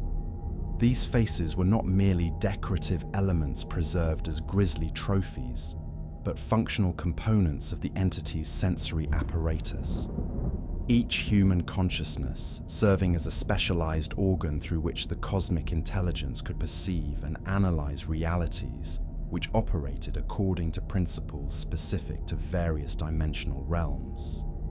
The absorbed souls retained their individual awareness while contributing their perceptual capabilities to a collective consciousness whose scope encompassed territories that spanned infinite reaches of space and time. "Dear God in heaven," Hartwell whispered, his voice barely audible above the supernatural symphony which now filled the air with harmonics that seemed to emanate from the very fabric of dimensional space itself. "What manner of transcendent intelligence have the cosmic forces summoned to our terrestrial shores? What purpose brings such magnificence to our humble sphere of earthly existence?" Through my enhanced perception, consciousness which had been gradually expanded through decades of exposure to otherworldly influences, I could distinguish architectural features which suggested construction according to engineering principles that operated beyond every limitation of terrestrial physics. Structures which resembled towers and spires rose from various points along the entity's hull. Yet these edifices followed spatial relationships which challenged geometric assumptions that human minds employ to organize three-dimensional experience. Bridges connected different sections of the creature, spanning distances which seemed to vary depending upon the observer's psychological state and level of cosmic awareness. The very concept of measurement became fluid in proximity to intelligence, which existed simultaneously across multiple dimensional planes, creating observational paradoxes which required fundamental alteration of human perception to resolve without complete cognitive breakdown. Most remarkable of all were the mechanical systems which operated throughout the entity's vast bulk. Machinery which transcended every boundary between the organic and the artificial to create hybrid technologies whose function encompassed not merely transportation through dimensional space, but the active cultivation and development of consciousness itself toward forms capable of cosmic exploration.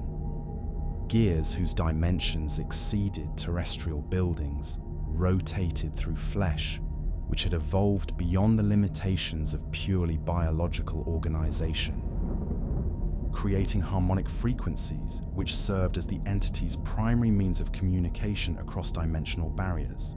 These massive components operated according to principles which combined the precision of advanced engineering with the adaptive flexibility of living systems, creating technologies which could modify their own configuration according to the requirements of specific missions or environmental conditions. Pistons, which stretched across distances measured in miles, drove processes which maintained the entity's capacity to exist simultaneously in multiple dimensional realms while preserving the integrity of consciousness absorbed into its collective awareness. It transcends every category, I realized with growing comprehension of what we witnessed. Every distinction which terrestrial science employs to separate the mechanical from the biological, the individual from the collective, the vessel from its crew. This represents not merely a ship designed for cosmic exploration, but a form of existence which has evolved beyond the need for such artificial distinctions. Intelligence which has achieved perfect integration of consciousness, technology, and biological adaptation for purposes which encompass the exploration of infinite dimensional territories. The Phantom Fleet, which had served as escort for this cosmic intelligence, arranged itself in protective formation around the entity, yet I perceived that their function extended beyond simple ceremonial honor guard duty. The spectral vessels served as integral components of a vast communication network which connected the cosmic intelligence to dimensional spaces spanning distances that dwarf terrestrial concepts of remoteness, relay stations which transmitted information and coordinated activities across territories where conventional electromagnetic radiation provided inadequate medium for reliable contact. Through the enhanced perception which my years of Lighthouse service had gradually developed, I could observe that the entity bore inscriptions similar to those we had discovered in the secret correspondence. Symbols which seemed to shift and transform even as I observed them, as though they existed partially outside normal space-time and required perception, which operated according to non-terrestrial principles to maintain stable observation. These markings covered the creature's surface in patterns which served as navigation charts for voyages through dimensional territories where conventional geometry provided inadequate guidance for safe passage. As if responding to my growing comprehension of its true nature, apertures began to open along the entity's surface, revealing interior chambers which glowed with the same phosphorescent radiance that marked the Phantom Fleet as inhabitants of realms beyond ordinary mortality. From these openings emerged figures which bore enough resemblance to human form to suggest common evolutionary origins, yet which had been transformed by their service aboard interdimensional craft into beings whose capabilities transcended every limitation that defines terrestrial existence. These entities moved with purpose and intelligence, which suggested coordination through means that operated beyond the necessity for verbal communication, consciousness, which had evolved beyond the crude inefficiencies of language-based information, transfer to achieve direct transmission of concepts, emotions, and complex data patterns. Their forms exhibited modifications, which adapted them for existence in environments where the fundamental laws of physics operated according to principles unknown to earthly science. Some retained recognizably human characteristics, while displaying enhanced sensory capabilities, which allowed perception across multiple dimensional planes simultaneously. Others had undergone more radical transformation, their consciousness expanding to encompass awareness of cosmic forces which spanned distances that challenged every assumption about the relationship between individual identity and collective purpose. The most advanced beings bore little resemblance to their terrestrial origins, having achieved forms of existence which allowed them to function as specialized components within the cosmic intelligence's vast consciousness, while retaining enough individual awareness to serve unique roles in interdimensional exploration missions. They represent, Hartwell observed with that scientific precision which marked his approach to phenomena which challenged rational analysis, various stages of transformation from terrestrial consciousness to cosmic awareness. This entity serves not merely as transportation, but as a mobile community which preserves and develops consciousness through progressive stages of evolution toward forms capable of functioning effectively in dimensional territories that exist beyond human imagination. The boarding process, which commenced as spectral crews, began to cross supernatural gangplanks extended from the cosmic vessel, challenged every assumption about the nature of individual identity and collective consciousness. The phantom mariners who made this transition did not lose their personal characteristics, but gained access to awareness which encompassed the accumulated experience and knowledge of every consciousness which had ever served aboard cosmic exploration vessels. Captain Morrison of the Perdition walked boldly across the bridge which connected his vessel to the interdimensional craft, and as he stepped aboard the cosmic intelligence, his form underwent modifications which enhanced rather than diminished his essential nature. His maritime expertise remained intact while expanding to encompass navigation principles which operated in dimensional spaces where conventional concepts of wind, current, and celestial reference points provided inadequate guidance for determining position and course. "They are not being destroyed," I whispered, my voice filled with awe at the magnificence of what we observed, but elevated, transformed from consciousness bound by terrestrial limitations to awareness capable of functioning across infinite reaches of dimensional space. They retain their individual identities while gaining access to collective knowledge which spans the entire history of cosmic exploration throughout realms that exist beyond human comprehension. The cosmic vessel's recruitment process operated according to principles which challenged every assumption about the relationship between individual consciousness and collective awareness. Each Phantom crew member underwent evaluation which assessed not merely their suitability for interdimensional service, but their potential for specialized roles within missions, whose scope encompassed the exploration of dimensional territories that challenged even cosmic intelligence to comprehend fully. Some spectral mariners were selected for navigation duties, which required intuitive understanding of spatial relationships in multiple dimensions simultaneously, consciousness, which could perceive the flow of cosmic currents through territories where conventional physics provided inadequate guidance for safe passage. Others were chosen for communication roles, which involved facilitating contact between radically different forms of awareness, whose thought processes operated according to principles so alien that direct interface would result in mutual incomprehension without skilled intermediaries.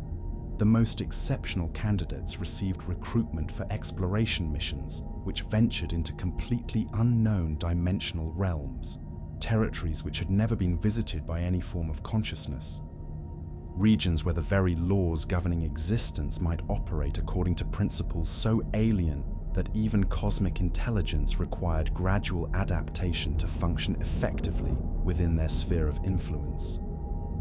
The transformation process, I observed, as we witnessed these cosmic recruitment procedures, operates not through destruction of individual identity, but through expansion of consciousness beyond its current limitations. Each soul retains its essential characteristics, while gaining capabilities which allow participation in enterprises whose scope encompasses the ultimate mysteries of existence itself throughout infinite reaches of dimensional space. The cosmic vessel's interior became visible through translucent sections of its hull, revealing chambers which operated according to architectural principles that transcended earthly construction techniques. Spaces which appeared impossibly vast when viewed from external perspectives somehow contained even larger interior dimensions, suggesting technologies which manipulated the fundamental nature of space itself to create environments adapted to the requirements of consciousness, which had evolved beyond terrestrial limitations.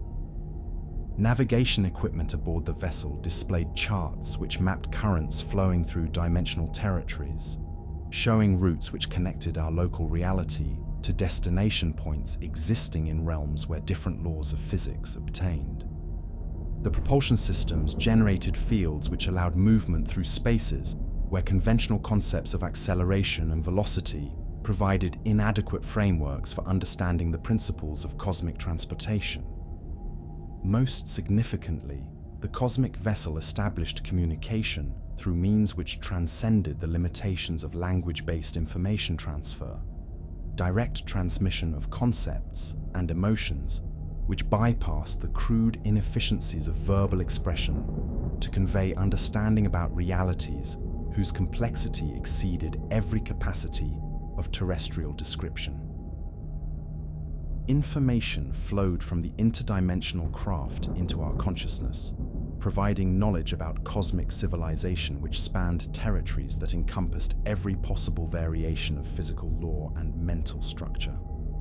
Through this telepathic contact, we learned that the universe contained countless intelligences which had achieved transcendence beyond the limitations of single-dimensional existence, forming networks which connected realms of reality that might otherwise remain forever isolated from contact and cultural exchange. These cosmic civilizations had developed exploration programs which mapped territories spanning infinite distances and investigated phenomena which challenged even transcendent consciousness to comprehend fully. The vessel, which had manifested at Perdition Point, represented a tradition of interdimensional exploration which extended back through millions of years of cosmic history. carrying consciousness from hundreds of different species and dimensional realms, whose diverse perspectives contributed to collective missions of discovery, which benefited all forms of awareness throughout the reaches of infinite space. Each exploration craft served as both transportation and mobile community, preserving the knowledge and culture of civilizations which had evolved beyond the need for planetary existence. We witness, I realized with growing comprehension of the magnitude of what transpired before us, not merely contact with alien intelligence, but invitation to join the greatest exploration effort ever conceived. Missions which will carry consciousness to realms existing beyond the boundaries of human imagination. Territories where the fundamental nature of existence itself awaits discovery by awareness capable of functioning in environments that transcend every limitation of terrestrial experience. The phantom ships which surrounded the cosmic vessel represented humanity's first contribution to this ancient tradition of interdimensional exploration. Each spectral crew had been recruited from mariners who had demonstrated the courage and determination necessary for voyages into unknown territories. Souls whose experience with earthly navigation provided foundations which could be expanded to encompass the far more complex challenges of dimensional space travel. As more phantom crews completed their integration with the cosmic vessel, I began to comprehend the true scope of what we witnessed. Not merely a supernatural phenomenon occurring in isolation at Perdition Point, but part of a vast recruitment operation proceeding simultaneously throughout our entire region of dimensional space. The Lighthouse network, which had been established along terrestrial coastlines, was culminating decades of preparation by facilitating the manifestation of multiple cosmic exploration vessels, each one specialized for different types of interdimensional investigation. Similar scenes were undoubtedly unfolding at Lighthouse stations from the Arctic territories to the Caribbean waters, with phantom fleets gathering to welcome cosmic vessels, whose purposes encompass the complete spectrum of interdimensional exploration. The accumulated spiritual energy of centuries of maritime disasters was being harvested to power humanity's first steps toward integration into cosmic civilization, whose scope transcended every boundary that terrestrial imagination had established to contain the possible. This manifestation, Hartwell observed with that uncanny precision which marked his intuitive understanding of cosmic forces, represents merely one component of a coordinated operation which spans our entire planetary sphere. Every lighthouse along the coast serves identical purposes, recruiting human consciousness for service aboard vessels whose missions explore dimensional territories that exist beyond the reach of purely terrestrial awareness. The cosmic vessel's arrival at Perdition Point had been synchronized with similar manifestations throughout the region, creating a network of interdimensional portals which would remain accessible only during the brief period when astronomical alignments weakened the barriers between worlds sufficiently to permit mass consciousness transfer.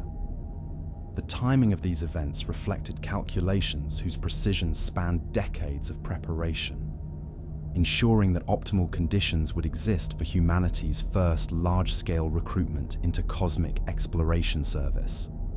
Each interdimensional craft specialized in different categories of dimensional investigation, requiring crew members whose psychological and spiritual characteristics suited them for specific types of cosmic service.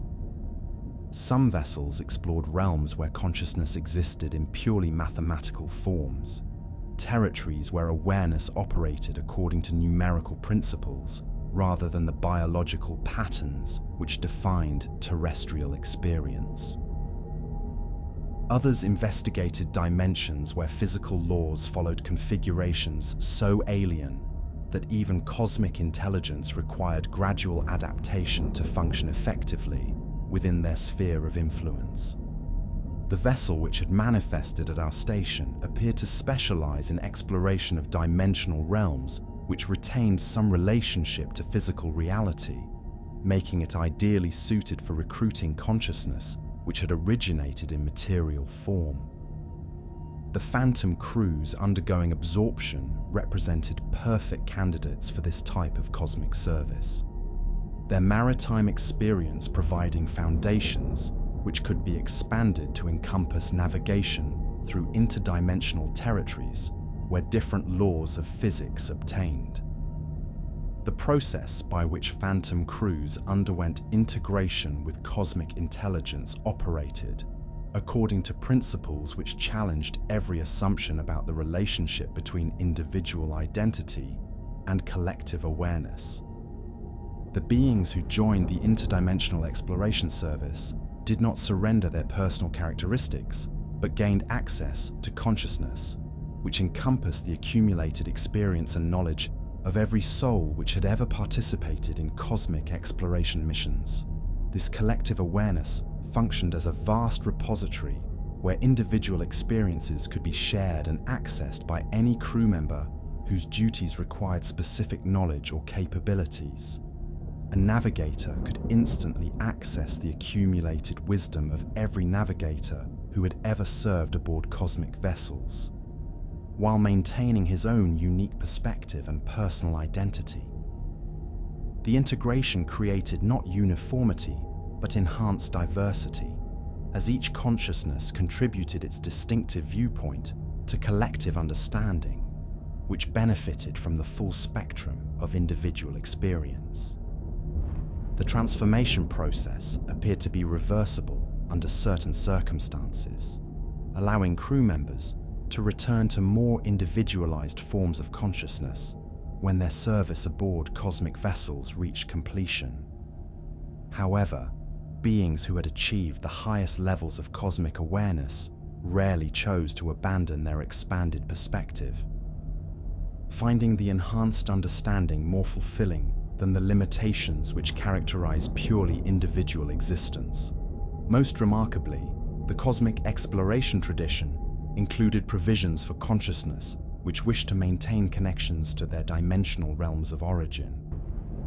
Crew members could serve as ambassadors between cosmic civilization and their home realities, facilitating communication and cultural exchange, which benefited both communities while preserving valuable links to consciousness, which remained bound by terrestrial limitations. The transformation, I realized as we observed phantom crews adapting to their new existence aboard the cosmic vessel, represents not abandonment of human identity, but its elevation to forms which retain essential characteristics, while gaining capabilities that transcend every limitation of purely terrestrial existence. They become more rather than less than human, consciousness which has evolved beyond current boundaries, while preserving the qualities which define their essential nature. The cosmic vessel's recruitment procedures included careful evaluation of each candidate's suitability for different types of interdimensional service. Some phantom crew members received assignment to navigation duties, which required intuitive understanding of spatial relationships in multiple dimensions simultaneously.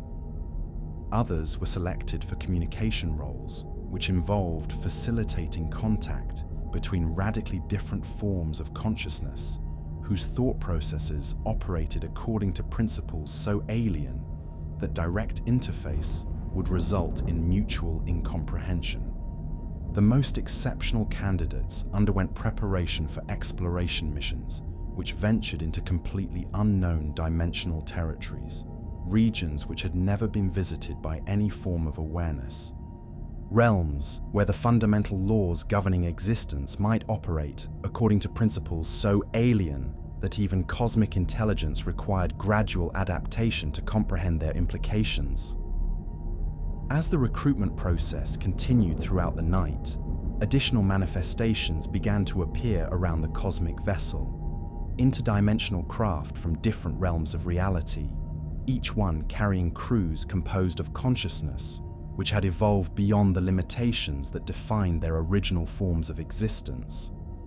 What we witnessed represented not an isolated contact event, but convergence of cosmic intelligences whose combined presence would facilitate humanity's integration into civilization, which spanned infinite reaches of dimensional space.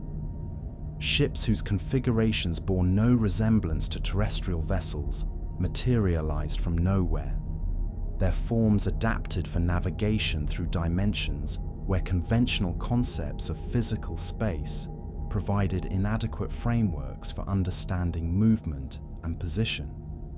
Some appeared to be constructed from crystallized mathematics, their structures following geometric principles which existed only in abstract theoretical territories that challenged terrestrial consciousness to comprehend their implications.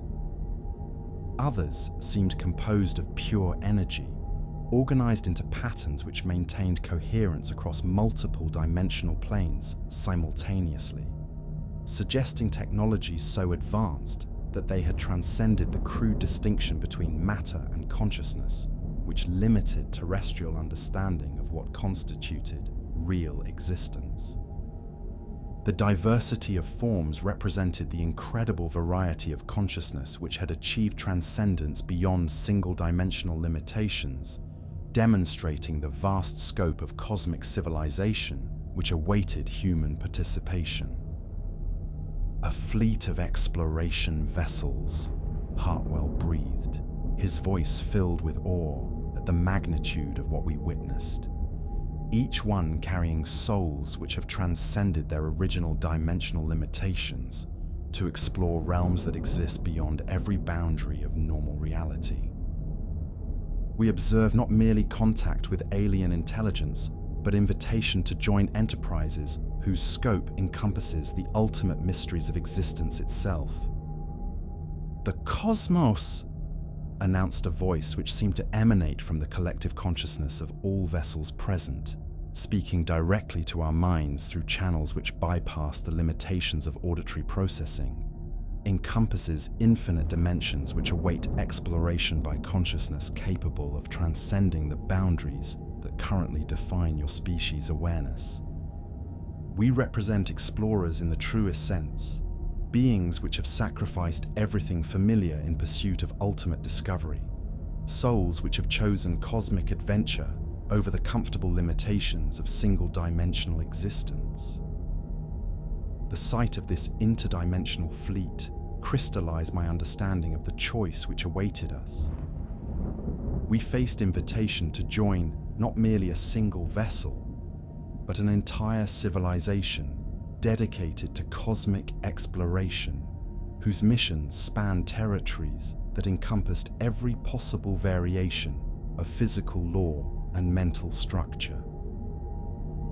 The cosmic intelligence offered humanity its first opportunity to transcend planetary origins and achieve integration into communities whose scope challenged every assumption about the nature of consciousness and reality.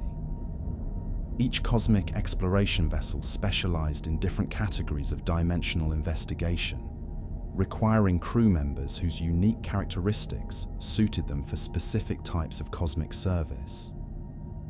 Some craft explored realms where time operated according to principles completely alien to terrestrial chronometry, territories where past, present, and future lost their sequential relationship to become simultaneous aspects of unified temporal experience.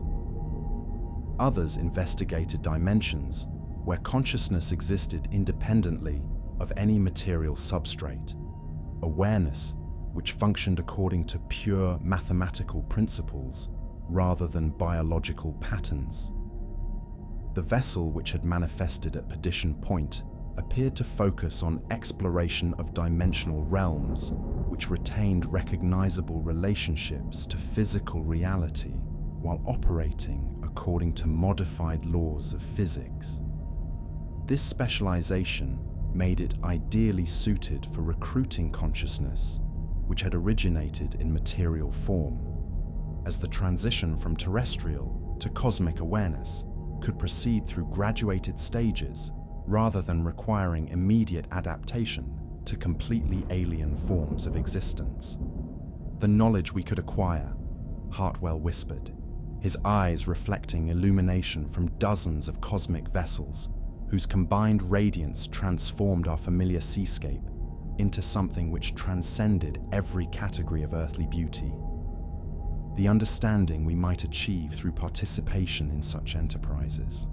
How could any sacrifice prove too great for opportunity to explore the ultimate mysteries of existence itself? Yet even as he voiced these sentiments, I found myself contemplating aspects of human experience which might be irretrievably lost through transformation to cosmic consciousness. Simple pleasures which define terrestrial existence, relationships whose meaning derived from their temporal limitations, achievements whose significance reflected the struggle against mortality and ignorance which characterized the human condition.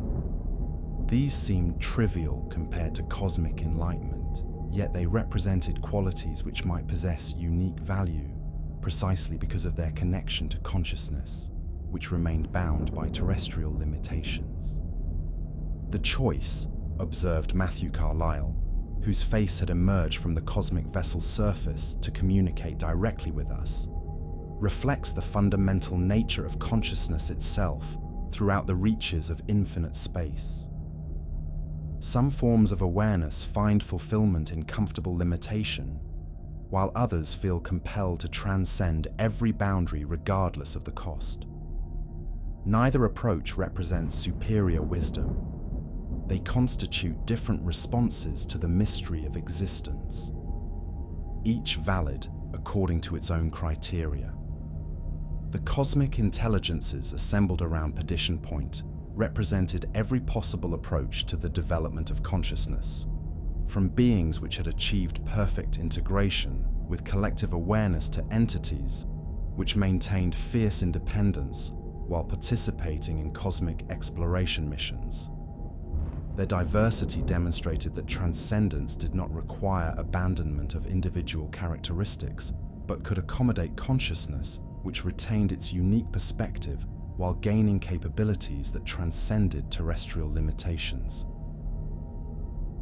As the cosmic fleet completed its manifestation and the recruitment of phantom crews neared conclusion, attention focused upon the lighthouse where Hartwell and I maintained our vigil between earthly existence and cosmic transcendence.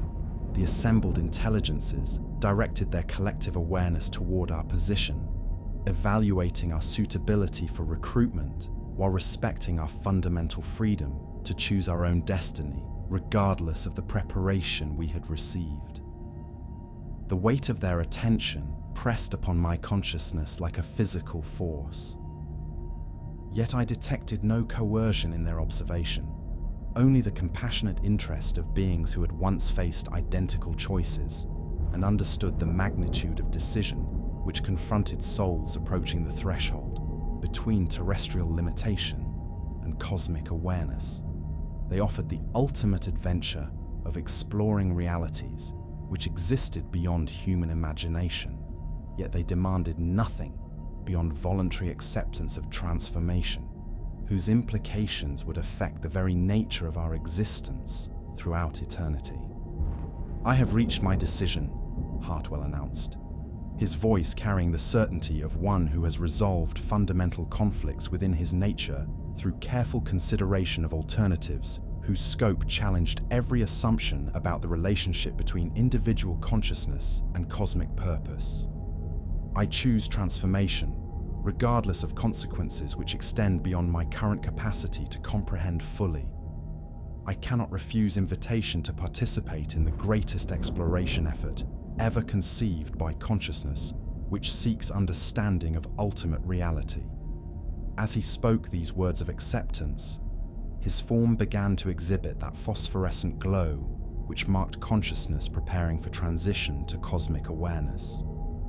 The transformation commenced gradually, his individual identity expanding beyond terrestrial limitations, while retaining essential characteristics which defined his unique perspective and personal values. He was becoming something more than human, without ceasing to be recognizably himself. Consciousness, which had evolved beyond current boundaries while preserving qualities which would contribute distinctive insights to cosmic exploration missions. "And you, William?" Matthew inquired, his attention focused upon my still terrestrial form, with that infinite patience which characterized beings whose existence spanned scales of time that dwarfed human chronometry. "What choice do you make when faced with opportunity to transcend every limitation which has defined consciousness throughout your earthly existence?" I contemplated the cosmic fleet assembled before us, the transformed souls who had chosen exploration over comfort, the infinite possibilities which stretched across dimensions beyond imagination. The decision I made would determine not merely my individual destiny, but the nature of my existence throughout eternity, affecting my capacity to contribute to cosmic understanding while influencing the development of consciousness itself throughout reaches of infinite space. Yet as I prepared to voice acceptance of transformation, which would carry me beyond every familiar boundary, another possibility struck me with unexpected force.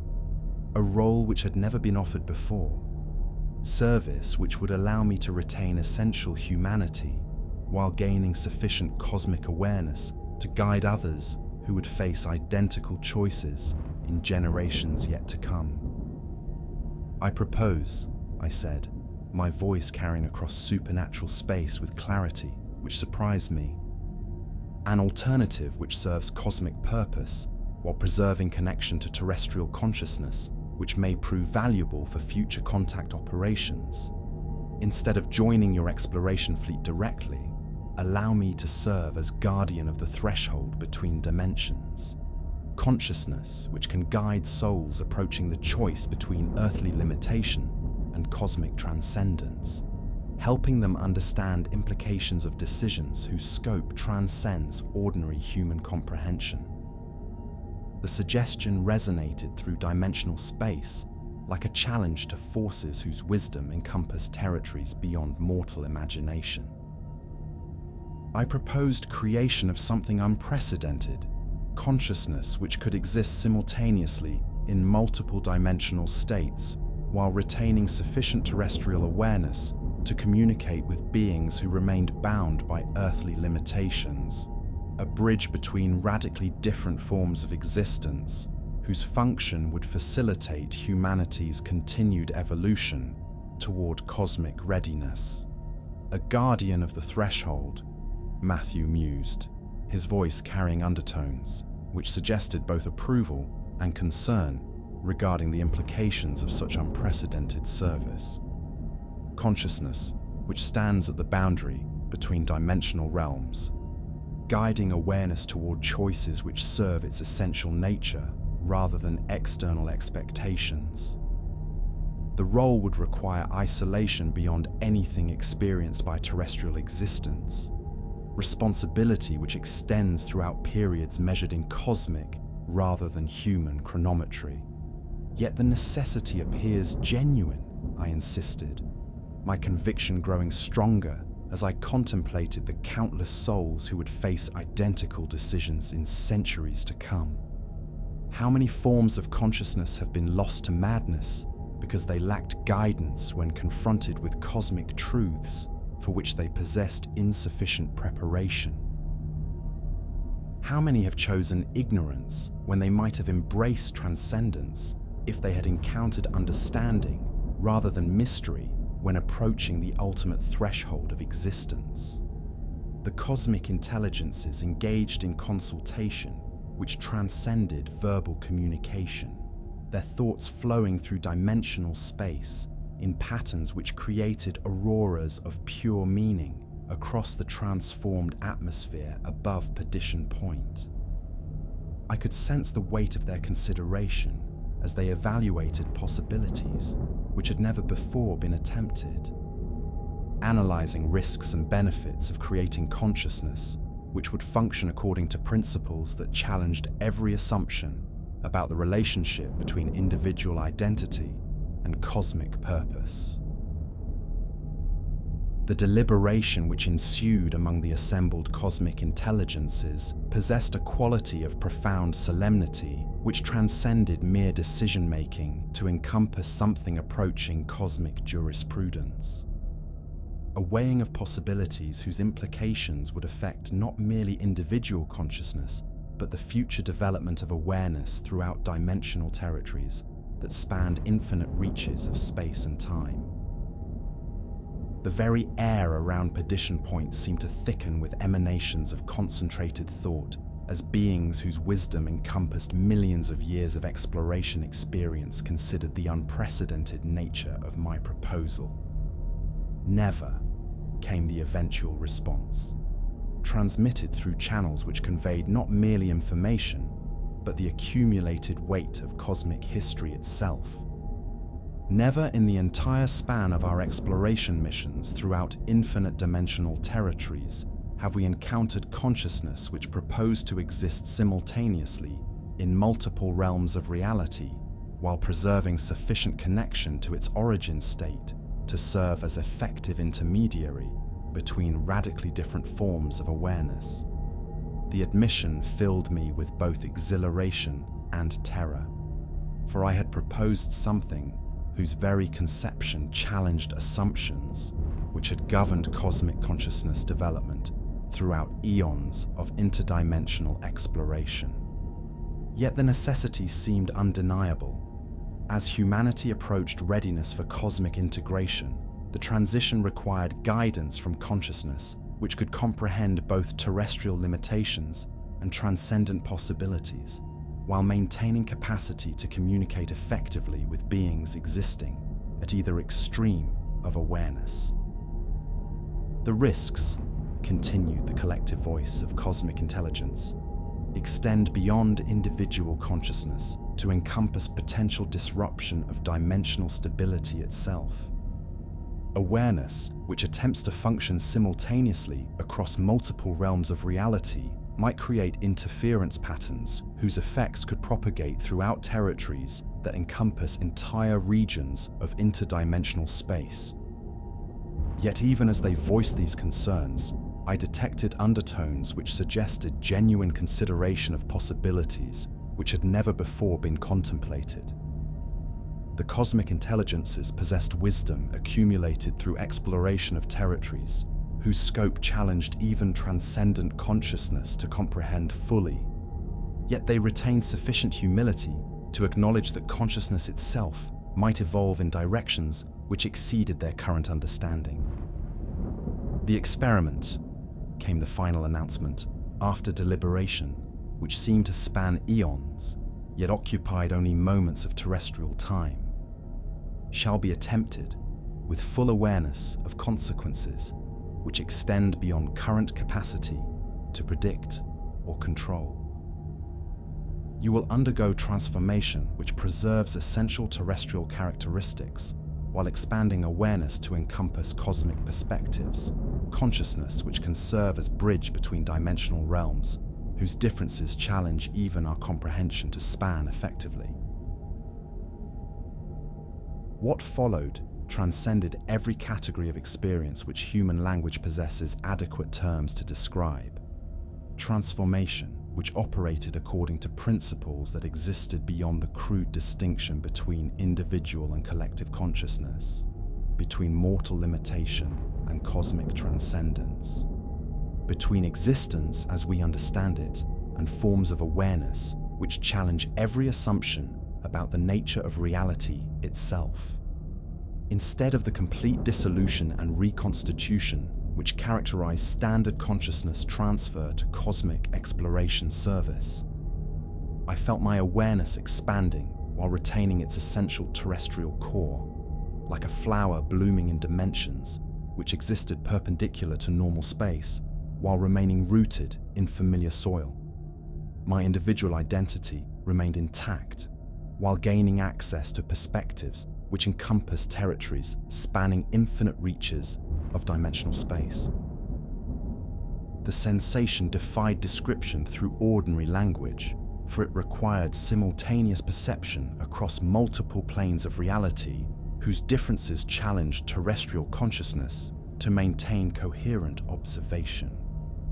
I could perceive the cosmic fleet in its full interdimensional magnificence, while simultaneously observing the same phenomena through purely human sensory apparatus. The phantom vessels appeared both as supernatural manifestations which challenged earthly understanding, and as perfectly natural occurrences within cosmic exploration traditions which spanned millions of years of accumulated experience. Most remarkably, my consciousness gained capacity to communicate across dimensional barriers while retaining facility with terrestrial speech patterns and thought processes.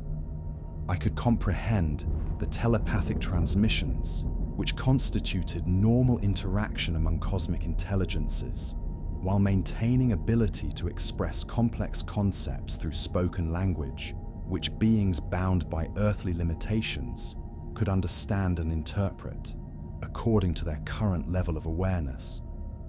My physical form underwent modifications which allowed existence across multiple dimensional planes while preserving sufficient terrestrial substance to interact with consciousness, which remained bound by purely material limitations. My body became partially translucent, existing simultaneously in normal space and adjacent dimensional realms, capable of movement through solid matter when circumstances required, while retaining enough physical presence to serve beings whose awareness operated according to conventional sensory processing. "It is accomplished," announced the collective voice of cosmic intelligence, speaking through channels which transcended ordinary auditory communication to convey meaning directly to consciousness prepared for cosmic reception. "You have become the first guardian of the threshold, consciousness which exists simultaneously across multiple dimensional realms to guide awareness approaching the ultimate choice between terrestrial limitation and cosmic transcendence. Your vigil commences now and shall continue until consciousness itself evolves beyond the necessity for such intermediary service." As these words resonated through dimensional space with authority which derived from sources that transcended any merely individual decision-making process, the cosmic fleet began to fade from normal reality as the recruitment operation approached completion. The interdimensional vessels prepared for departure to realms beyond human imagination, carrying crews of transformed consciousness to exploration missions whose scope encompassed the ultimate mysteries of existence itself. Hartwell had joined their ranks, his awareness expanded to cosmic proportions while retaining essential characteristics, which would contribute unique perspectives to discoveries that challenged even transcendent intelligence to comprehend fully. Yet I remained, suspended between dimensions in my unprecedented role as guardian and guide for consciousness, approaching the threshold between earthly existence and cosmic transcendence. The Lighthouse, which had served as humanity's first contact station, was gone, absorbed into the cosmic vessel's alien architecture, yet its essential purpose persisted in enhanced form through my transformation to consciousness, which could function across multiple dimensional realms simultaneously. As the interdimensional fleet disappeared into territories beyond terrestrial perception, I discovered myself standing upon ground which bore only superficial resemblance to the familiar bedrock of Perdition Point. The cosmic forces had created something unprecedented, a threshold station which existed simultaneously in multiple dimensions, while serving as beacon for consciousness approaching decisions whose implications transcended every boundary between mortal limitation and infinite possibility. The structure which materialized around me incorporated architectural elements from various dimensional realms, creating environments which could accommodate visitors whose awareness operated according to radically different principles, while providing facilities necessary for consciousness expansion and cosmic education. Chambers existed which could be perceived only by beings who had achieved specific levels of interdimensional sensitivity, while other areas remained accessible to consciousness, still bound by terrestrial limitations.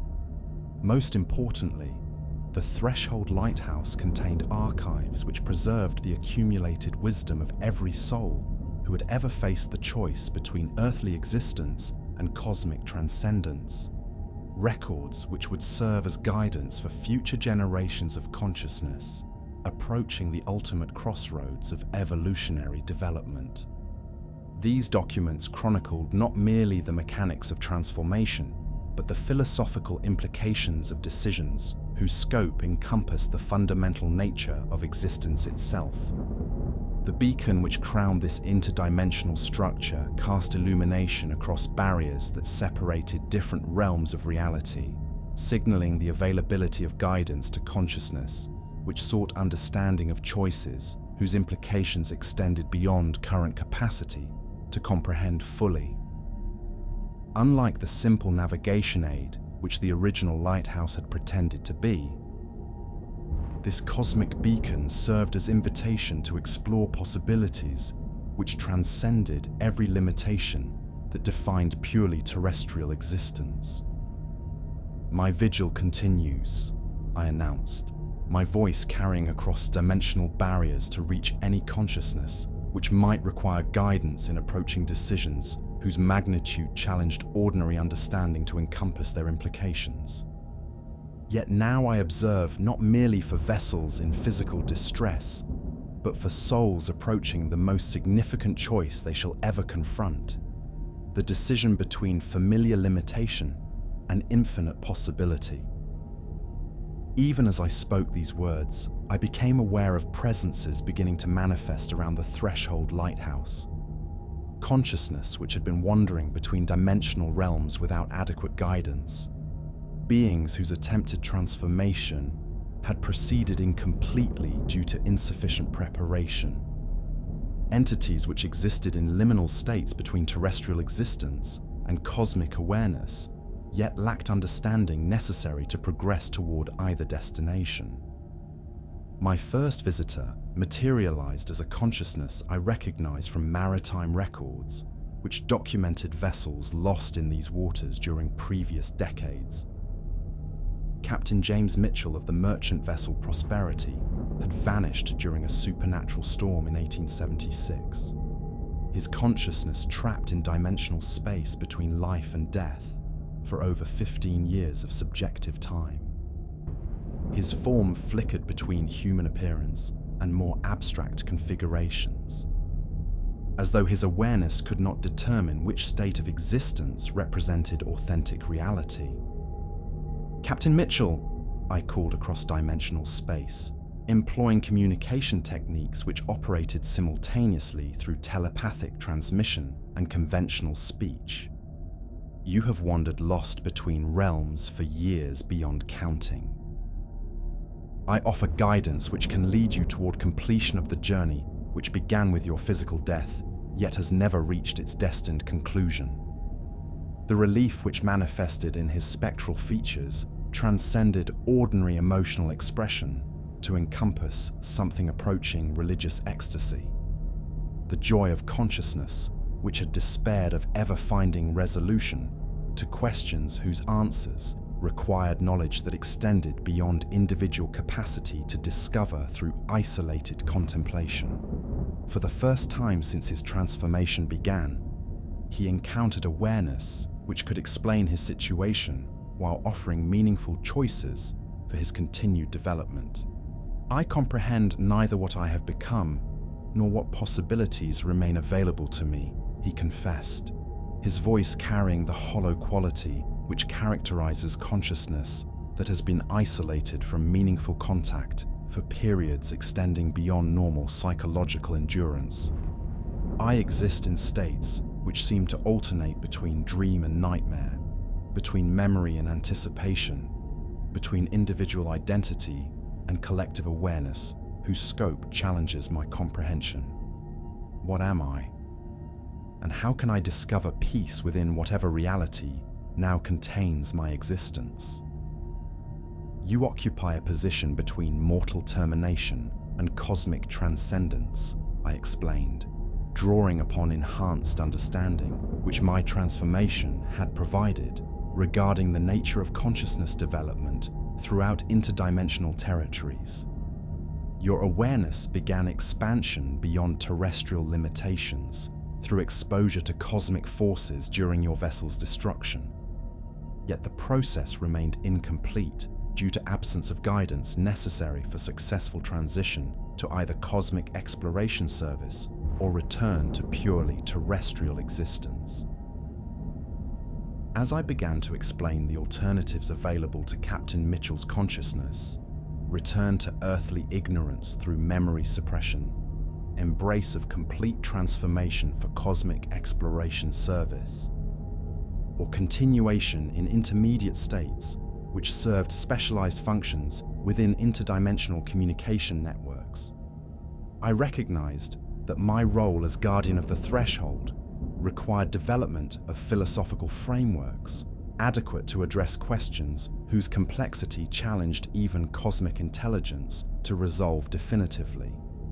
The fundamental issue which confronted every consciousness approaching the threshold between terrestrial limitation and cosmic transcendence involved the relationship between individual identity and collective awareness, whether transformation necessarily required abandonment of personal characteristics in favor of integration with vast intelligences whose scope transcended individual comprehension, or whether cosmic consciousness could accommodate diversity, which preserved unique perspectives while expanding capabilities beyond terrestrial boundaries.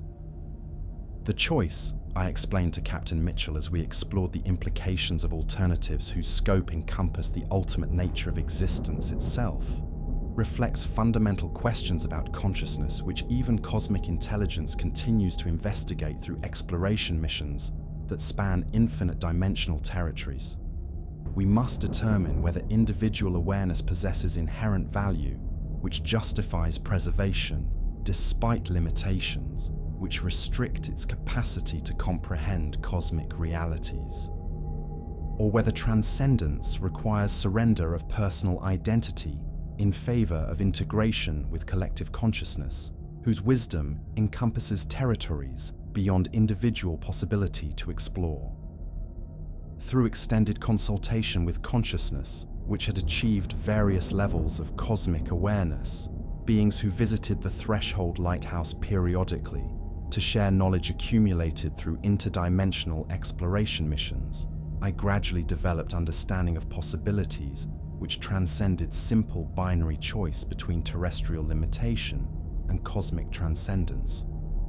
The universe contained numerous forms of consciousness which had achieved stability within intermediate states, awareness which retained connection to individual identity while gaining access to collective knowledge and expanded capabilities.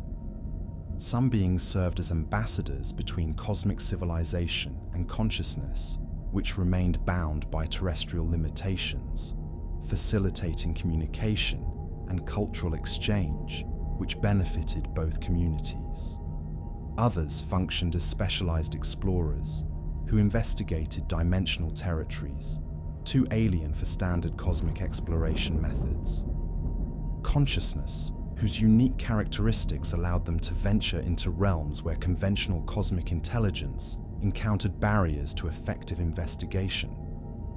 Most significantly, certain forms of awareness had achieved integration with cosmic consciousness while retaining sufficient individual identity to serve as teachers and guides for beings approaching similar decisions.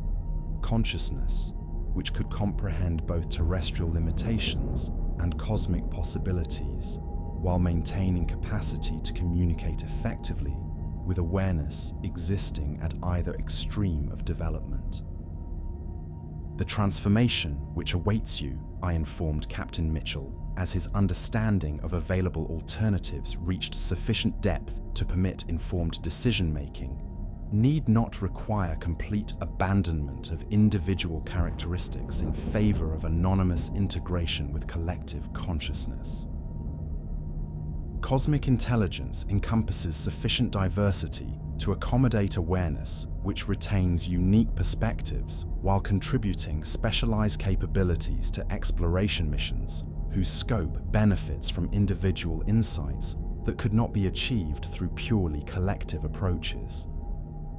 The threshold lighthouse operated according to patterns which corresponded to cosmic cycles spanning periods far exceeding terrestrial chronometry, rhythms which governed the approach of interdimensional exploration fleets during astronomical alignments that created optimal conditions for consciousness transfer between dimensional realms. These visitation periods brought intense activity to the threshold station, as consciousness, which had wandered between dimensions for years or decades, finally received opportunity to complete their transformation or return to purely terrestrial existence. During such periods, the lighthouse served as staging area where awareness could receive preparation necessary for either destiny, counseling which addressed psychological challenges inherent in cosmic transformation, education regarding the nature of interdimensional exploration missions, and healing for consciousness which had suffered damage through premature exposure to cosmic forces without adequate guidance or protection. Between cosmic fleet visitations, the threshold lighthouse maintained quieter but equally essential functions as sanctuary for consciousness, which required extended preparation before achieving readiness for ultimate decision-making.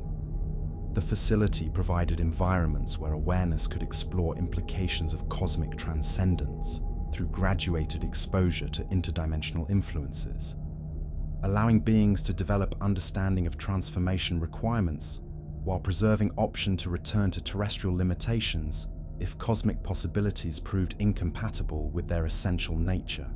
Most importantly, the lighthouse served as repository for knowledge accumulated through millions of years of cosmic exploration experience, information which could guide consciousness approaching decisions whose implications transcended individual capacity to evaluate without assistance from beings who had already traversed similar transitions.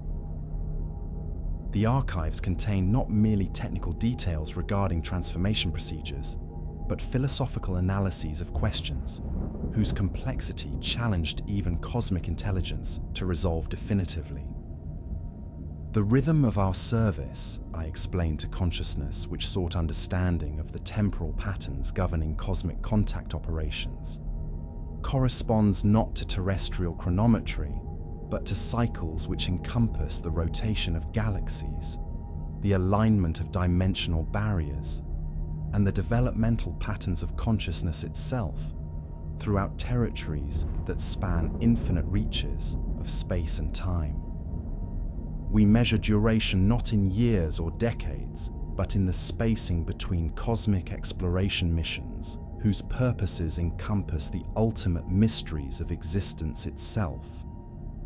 As my experience as guardian of the threshold, accumulated through contact with countless forms of consciousness approaching decisions between terrestrial limitation and cosmic transcendence, I began to perceive that Perdition Point represented merely one installation within a vast network of similar facilities which operated throughout dimensional territories accessible to cosmic exploration fleets. Each threshold lighthouse served consciousness native to different realms of reality, yet all contributed to common purposes which encompass the development of awareness throughout infinite reaches of space and time. Communication between threshold stations operated through channels which transcended conventional electromagnetic transmission to employ direct consciousness interface across dimensional barriers. Information flowed continuously between facilities regarding developments in cosmic exploration missions, discoveries which affected understanding of consciousness evolution, and techniques which enhanced effectiveness of guidance provided to beings approaching ultimate decisions regarding their continued development.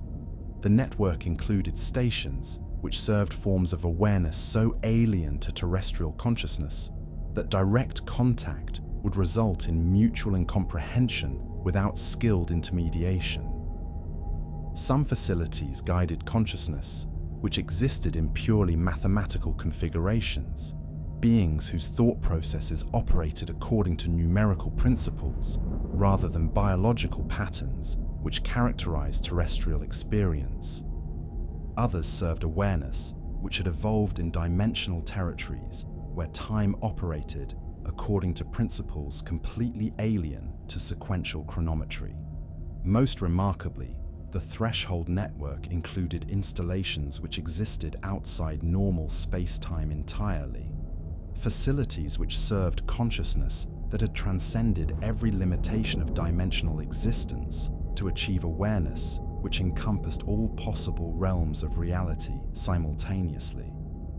These ultimate threshold stations provided guidance for beings whose development approached cosmic intelligence itself.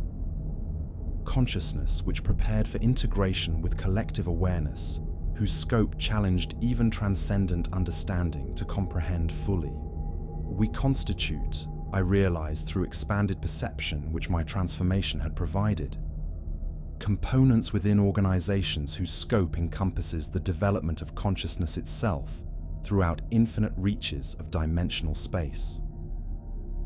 Each threshold lighthouse serves specific populations while contributing to purposes which transcend individual installations to encompass the ultimate evolution of awareness toward forms whose capabilities we cannot currently imagine. The original Perdition Point light had fulfilled its destined purpose as recruitment station for cosmic exploration service, yet its true legacy lay in establishment of threshold facilities which would guide consciousness through ultimate decisions for generations spanning cosmic rather than terrestrial chronometry. The accumulated spiritual energy of decades of lighthouse operation had created permanent modifications to dimensional barriers, which made ongoing contact with cosmic forces possible without requiring elaborate preparation procedures. The lighthouse's influence extended far beyond its immediate vicinity to affect development of consciousness throughout the entire region. Individuals whose awareness exhibited natural sensitivity to otherworldly forces found themselves drawn toward the threshold station, where they could receive guidance in developing cosmic capabilities while preserving option to remain within terrestrial limitations if transcendence proved incompatible with their essential nature. Most significantly, the threshold lighthouse served as symbol of humanity's potential for cosmic evolution, its beacon demonstrating that consciousness could transcend planetary origins to achieve integration with civilization, whose scope encompassed infinite reaches of dimensional space. The facility provided evidence that transcendence remained possible for awareness, which possessed adequate preparation and genuine commitment to expansion beyond current limitations. The records maintained at the Threshold Lighthouse documented humanity's gradual transformation from purely terrestrial consciousness to awareness capable of cosmic exploration service. Each soul which achieved successful transcendence contributed to this evolutionary process, adding unique perspectives to collective knowledge while demonstrating possibilities which inspired other consciousness to consider similar development.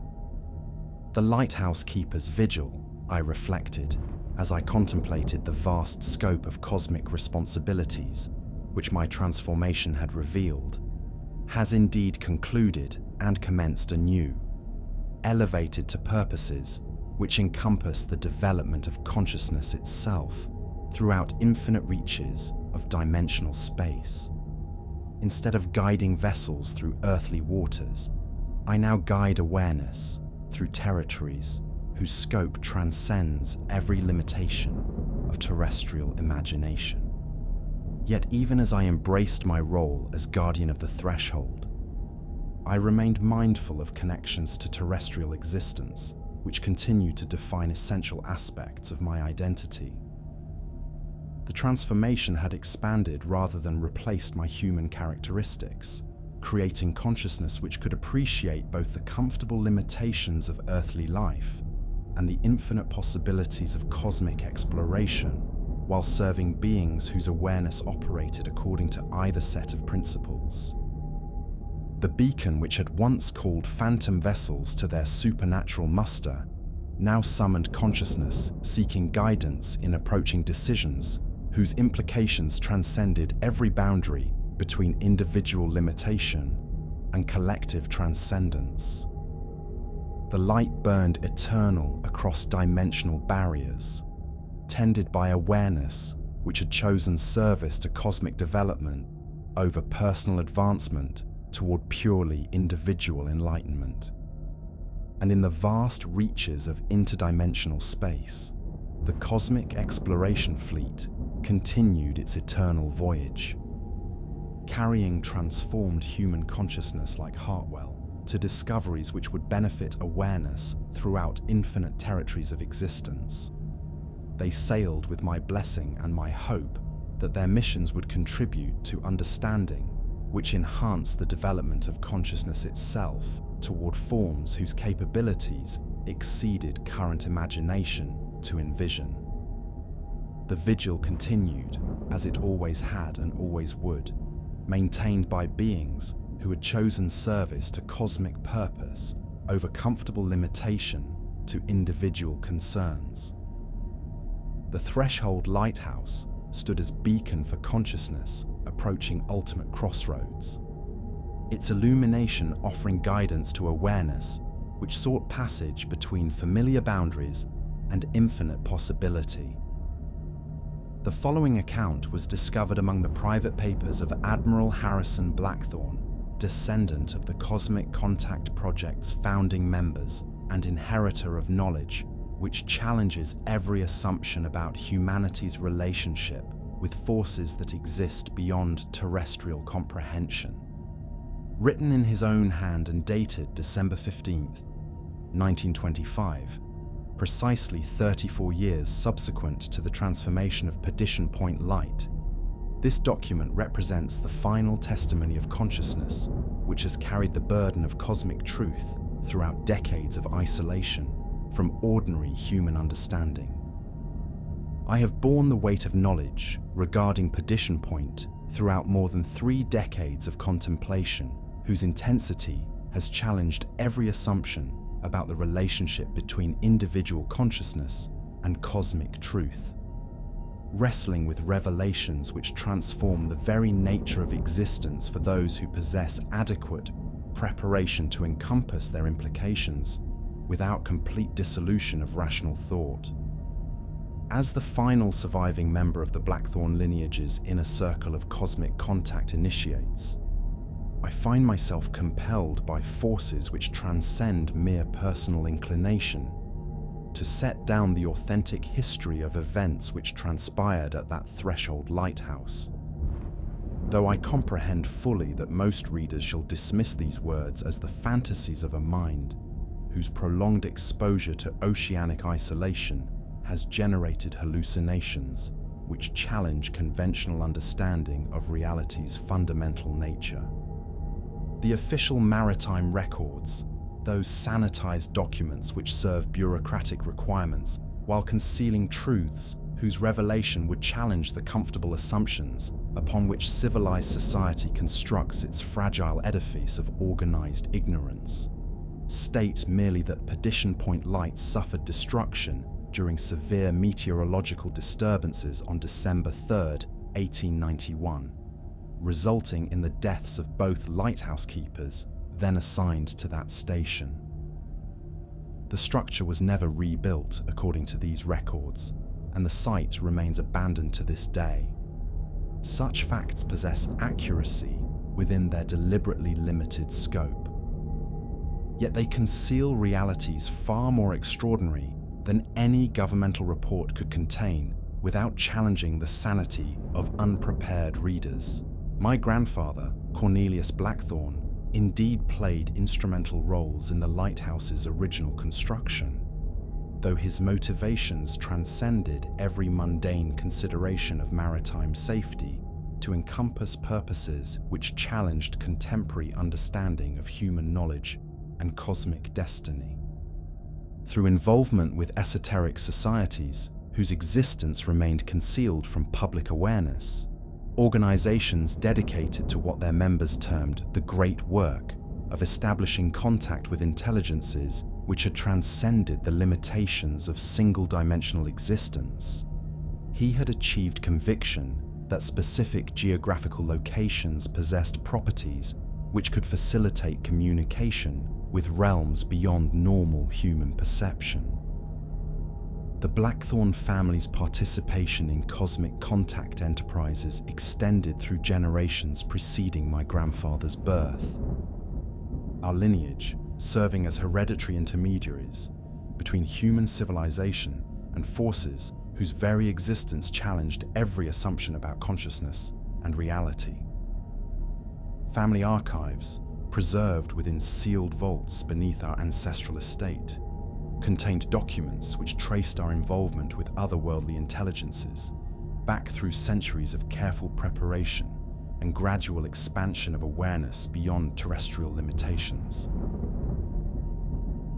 Perdition Point received selection not for strategic maritime advantages, but because geological surveys had revealed electromagnetic anomalies whose characteristics suggested natural convergence of forces which operated according to principles unknown to conventional science.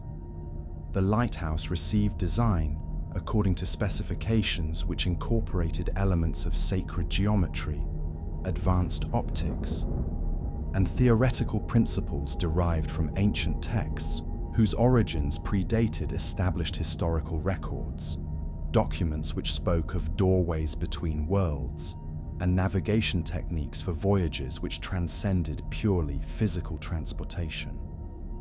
My grandfather's private journals, preserved within the family archives with religious devotion to their cosmic significance, documented the scientific principles which governed the lighthouse's construction according to specifications which transformed the entire structure into a sophisticated device for consciousness, amplification, and interdimensional communication. The facility had been conceived as a machine whose operation would focus and enhance human psychic sensitivity while creating resonance patterns capable of penetrating barriers between dimensional realms. From the private research notes of Cornelius Blackthorne, dated April 3rd, 1846, the electromagnetic surveys conducted throughout the Perdition Point region confirm theoretical projections which my father developed during his investigations of dimensional mechanics. Studies which revealed that our local reality exists at natural intersection points where multiple dimensional planes converge to create conditions ideal for facilitating contact with cosmic intelligences whose existence transcends every limitation of purely terrestrial awareness. The geological formations underlying this site contain mineral deposits which exhibit properties unknown to conventional scientific classification, materials which resonate simultaneously across multiple dimensional frequencies, creating what my father termed anchor points that allow consciousness to perceive territories which exist beyond the boundaries of normal space-time. These substances appear to have accumulated over geological periods through exposure to cosmic radiations, which originate in dimensional realms where different laws of physics obtain. Construction of the lighthouse must proceed according to architectural principles, which will transform the entire edifice into a vast consciousness amplification device, whose operation transcends simple illumination to encompass the focusing of awareness itself towards states capable of cosmic communication. The building will serve as an optical instrument designed to concentrate not visible light, but psychic emanations, enabling human operators to achieve perceptual capabilities which transcend normal psychological limitations. The lens assembly requires integration of components crafted through processes which combine advanced terrestrial optics with elements prepared according to alchemical techniques, whose principles manipulate matter at dimensional levels which conventional science has yet to discover. These exotic materials will allow the Lighthouse beacon to function as carrier wave for consciousness transmission, facilitating direct interface with intelligences whose existence transcends every boundary between individual awareness and collective cosmic purpose. Most significantly, the Lighthouse's operation will serve as signal beacon detectable by cosmic exploration fleets whose missions encompass territories spanning infinite reaches of dimensional space. Our facility will announce humanity's readiness to transcend planetary limitations and achieve integration into civilization whose scope challenges terrestrial imagination to encompass its implications. The correspondence between my grandfather and other members of the Cosmic Contact Project revealed that Perdition Point constituted merely one installation within a worldwide network of facilities designed to facilitate humanity's introduction to interdimensional civilization. Each lighthouse had been positioned at locations where natural conditions created optimal circumstances for cosmic communication, their combined signals forming patterns which would prove detectable to intelligences capable of perceiving across multiple dimensional planes simultaneously. The project's scope encompassed the entire Atlantic coastline, with similar installations established throughout European, African, and American territories, whose geological characteristics suggested suitability for interdimensional contact operations. Each facility specialized in communication with different categories of cosmic intelligence, their diversity ensuring that humanity's first contact experiences would encompass the full spectrum of consciousness which constituted interdimensional civilization. Arctic installations maintained contact with entities whose existence transcended temporal limitations, beings whose missions explored dimensional territories where past, present, and future lost their sequential relationship to become simultaneous aspects of unified chronological experience. Desert facilities communicated with intelligences which investigated the mathematical foundations of reality itself. Consciousness, whose exploration missions mapped the geometric structures underlying all possible forms of existence. Oceanic platforms served as recruitment centers for cosmic exploration programs which focused on consciousness development. Beings whose investigations sought to understand fundamental principles governing awareness throughout infinite reaches of dimensional space. The combined network represented humanity's preliminary integration into cosmic civilization, establishing relationships which would prove crucial when our species achieved readiness for direct contact with transcendent realities. From a classified memorandum prepared by the International Cosmic Contact Coordination Committee, dated August 12, 1891, the Lighthouse Network has achieved operational readiness for the final phase of humanity's cosmic contact program. 44 years of careful preparation have weakened dimensional barriers throughout our operational regions to levels which will permit physical manifestation of interdimensional exploration vessels during the predicted astronomical alignment. Current lighthouse keepers represent the culmination of selective breeding programs and psychological conditioning procedures designed to produce human consciousness capable of successful transformation to cosmic exploration service. Each individual has undergone gradual preparation through hereditary influences and environmental exposures whose cumulative effects have expanded awareness beyond terrestrial limitations. Preliminary communications with cosmic intelligence confirm their readiness to commence recruitment operations, which will mark humanity's transition from purely planetary civilization to active participation in exploration missions that span infinite dimensional territories. The transformation of selected consciousness will establish permanent contact protocols between terrestrial civilization and cosmic intelligence, whose wisdom, encompasses millions of years of accumulated exploration experience. The climactic events of December 1891 unfolded according to schedules which had been calculated decades in advance, when astronomical alignments achieved configurations that occurred perhaps once in terrestrial millennia and created optimal conditions for interdimensional contact operations. The barriers between dimensional realms weakened sufficiently to permit direct physical manifestation of cosmic exploration vessels, whose arrival marked humanity's first direct encounter with intelligences that had transcended every limitation of single-dimensional existence. My grandfather's final communications to the Cosmic Contact Project documented the approach of this transformative event with scientific precision, which concealed his personal apprehensions regarding consequences that would affect individual human souls, while advancing cosmic purposes whose scope transcended ordinary moral consideration.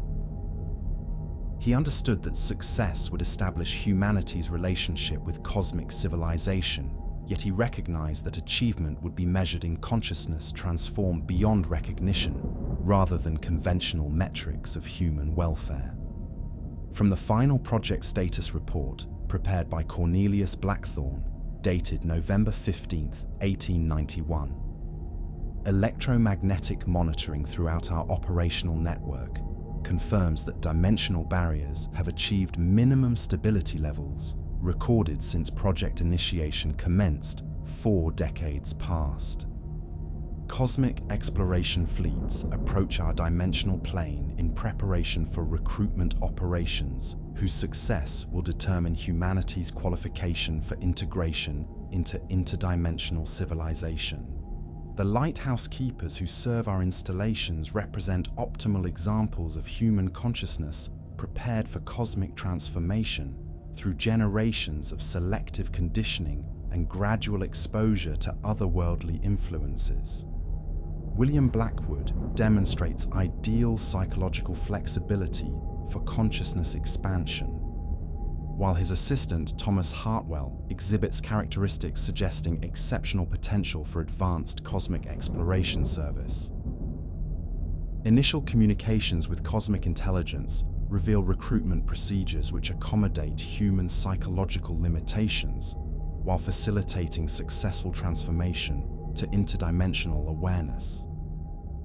The process appears designed to preserve essential individual characteristics while expanding consciousness to encompass cosmic perspectives that span infinite territorial reaches. Final phase implementation will commence during optimal astronomical alignment on December 3, 1891. Recommend activation of security protocols designed to ensure successful completion of humanity's first interdimensional recruitment operation, while maintaining classified status regarding project objectives and cosmic contact reality. William Blackwood and Thomas Hartwell became the first human beings offered conscious choice between earthly existence and cosmic transcendence, when interdimensional exploration vessels manifested at Perdition Point during the predicted alignment period. Hartwell embraced transformation and joined the cosmic fleet as they departed for dimensional territories beyond human imagination. Blackwood proposed an unprecedented alternative, service as guardian consciousness existing simultaneously across multiple dimensional realms while retaining sufficient terrestrial awareness to guide future souls approaching identical decisions. The original lighthouse structure was absorbed into cosmic architecture as the interdimensional vessels integrated terrestrial materials into their alien configurations. Yet something far more significant emerged to replace the mundane navigation facility, a threshold station existing outside normal space-time while serving as beacon for consciousness approaching the boundary between earthly limitation and cosmic transcendence. I encountered this threshold lighthouse during a voyage which carried me far beyond mapped waters in 1903, when supernatural fogs guided my vessel through territories that existed adjacent to normal geographical reality. The structure which emerged from otherworldly mists bore superficial resemblance to the original Perdition Point light, yet its architecture incorporated elements which challenged rational comprehension while demonstrating capabilities that transcended every limitation of terrestrial construction. The building appeared to exist simultaneously in multiple dimensional configurations, its form shifting subtly according to the observer's psychological state and level of cosmic awareness. The beacon operated with perfect mechanical regularity, yet its illumination penetrated realms far beyond the merely physical to encompass dimensional territories where different laws of physics obtained.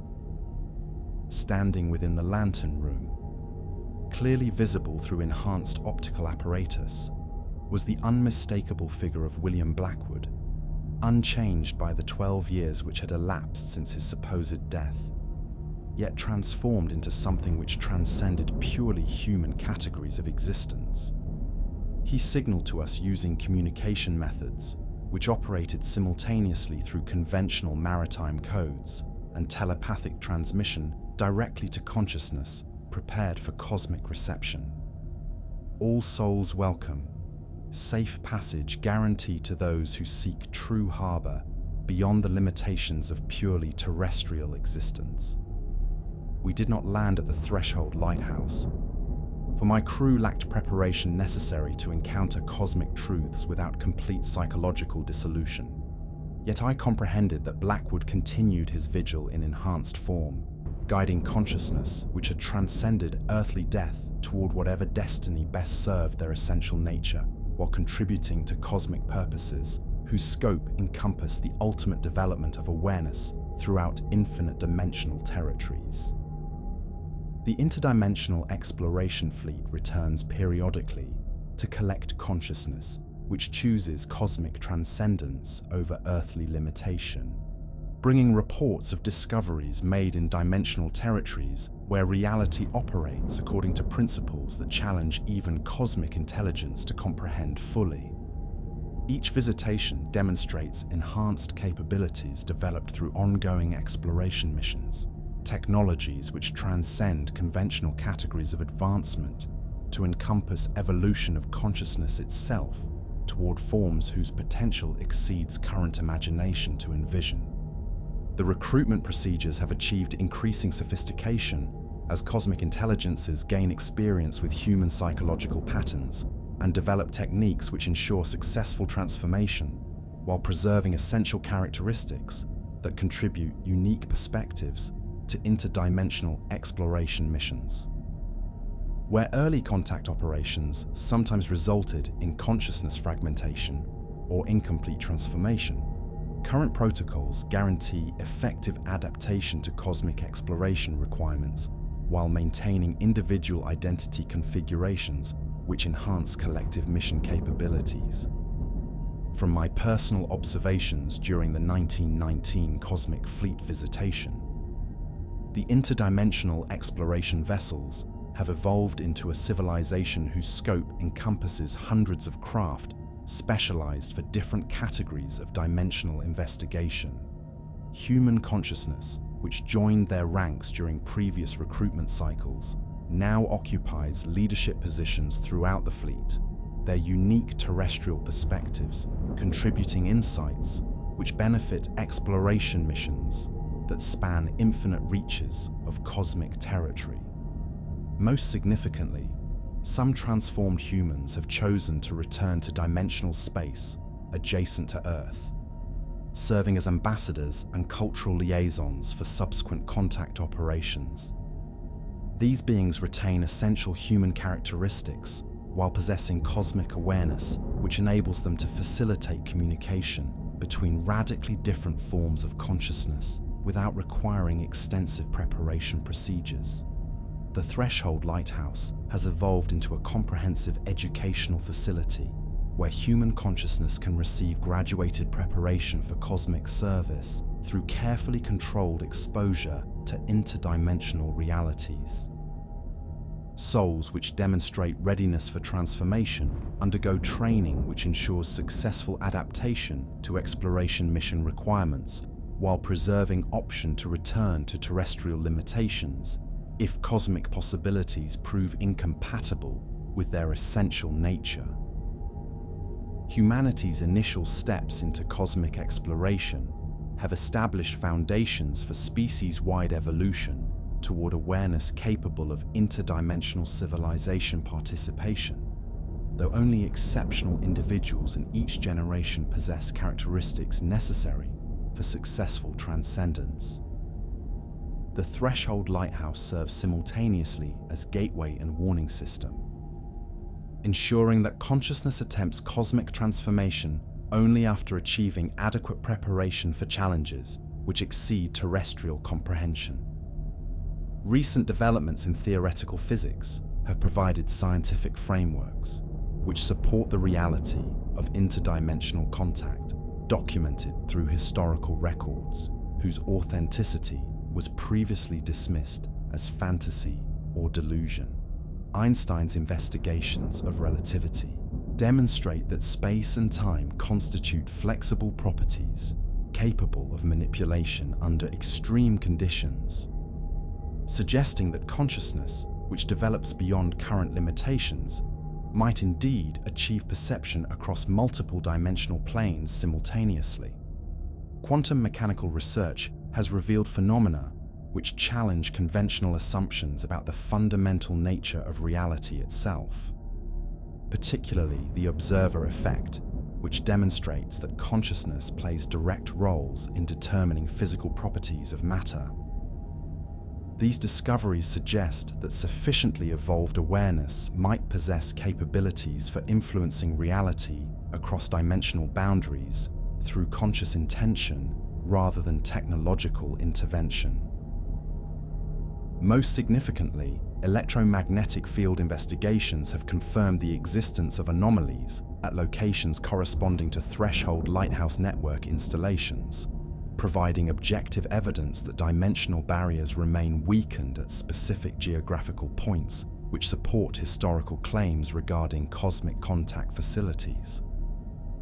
From classified research conducted by the Naval Experimental Physics Laboratory, dated March 15, 1924, electromagnetic surveys at sites corresponding to alleged cosmic contact installations reveal consistent patterns of field behavior which suggest forces operating according to principles beyond current scientific understanding.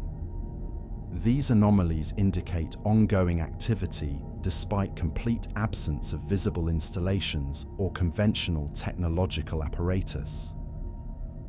Measurements recorded at the former Perdition Point light location demonstrate electromagnetic variations which exceed any known natural phenomena, with field fluctuations suggesting permanent modifications to local space-time structure. The data supports claims that dimensional barriers have undergone irreversible alteration at this site, creating conditions which facilitate contact with entities existing beyond normal space-time limitations. Recommend continued monitoring with enhanced security protocols to prevent public disclosure of results, whose implications would require careful management to avoid social disruption while ensuring appropriate governmental response to confirmed interdimensional intelligence presence. The influence of cosmic contact extends beyond individual consciousness transformation to affect human civilization at fundamental levels, manifesting through cultural developments which reflect gradual integration of otherworldly perspectives into terrestrial thought patterns. Literary productions, artistic creations, and scientific theories increasingly demonstrate awareness of realities which transcend earthly limitations, suggesting that cosmic consciousness penetrates collective human development through channels which operate below the threshold of conscious recognition. The emergence of science fiction as a literary genre coincides precisely with the establishment of the Cosmic Contact Network, indicating that human imagination receive stimulation from sources which exist beyond purely terrestrial creativity. Authors who demonstrate exceptional innovation in depicting otherworldly scenarios often exhibit electromagnetic sensitivity patterns consistent with proximity to cosmic influence, suggesting that their creative insights originate through contact with intelligences whose existence transcends earthly limitation. Musical compositions incorporating harmonic principles unknown to traditional theory appear with increasing frequency among populations residing near threshold lighthouse installations. These works demonstrate mathematical relationships which correspond to cosmic frequencies rather than terrestrial sound patterns, indicating that human consciousness develops sensitivity to interdimensional communication channels which operate through aesthetic rather than conventional information transmission methods. Most remarkably, scientific discoveries which challenge established understanding of reality consistently emerge from researchers who have spent extended periods in regions influenced by cosmic contact operations. Breakthrough insights in physics, mathematics, and psychology follow patterns which suggest guided development rather than random intellectual progress, indicating that cosmic intelligence facilitates human scientific advancement toward readiness for interdimensional civilization participation. The gradual revelation of humanity's relationship with cosmic intelligence carries profound implications for terrestrial political and social organization, challenging governmental structures designed for managing purely planetary concerns, while demanding development of institutions capable of addressing challenges which span multiple dimensional realms. Current political frameworks prove inadequate for managing relationships with intelligences whose existence transcends every boundary between individual consciousness and collective cosmic purpose. Secret committees within major governmental organizations maintain awareness of cosmic contact reality, while developing policies which address implications of interdimensional relationships without revealing classified information whose premature disclosure could generate social disruption exceeding governmental capacity to manage effectively. These groups operate according to security classifications which exceed standard military protocols, their existence known only to individuals who have demonstrated absolute reliability in preserving cosmic secrets. The question of public disclosure remains contentious among those who possess knowledge of cosmic contact operations. Some argue that humanity deserves information regarding its cosmic heritage and opportunities for transcendence available through threshold lighthouse facilities. Others contend that premature revelation would cause psychological trauma and social chaos, which might damage humanity's carefully developed relationship with cosmic intelligence. International cooperation regarding cosmic contact transcends traditional diplomatic relationships to create informal alliances which prioritize interdimensional considerations over conventional national interests. Countries which possess threshold lighthouse installations coordinate their policies to ensure consistent approaches to cosmic intelligence management while maintaining absolute secrecy regarding their shared knowledge of humanity's cosmic destiny. From classified proceedings of the International Cosmic Contact Coordination Committee, dated November 30th, 1923, the establishment of formal diplomatic relationships with cosmic intelligence requires governmental structures which transcend current political organization to encompass interdimensional considerations that challenge conventional concepts of national sovereignty and individual citizenship. Traditional frameworks prove inadequate for managing relationships with entities whose existence spans multiple dimensional realms simultaneously. recommend development of supranational institutions specifically designed for cosmic intelligence coordination. Organizations which operate according to principles that accommodate interdimensional perspectives while maintaining sufficient connection to terrestrial political traditions to preserve social stability during humanity's transition to cosmic civilization participation. Most critically, we must address questions of representation and advocacy within cosmic civilization structures.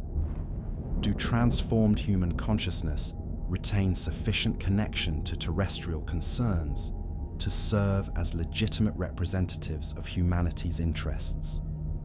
Or does their cosmic awareness render them unsuitable advocates for consciousness which remains bound by purely earthly limitations?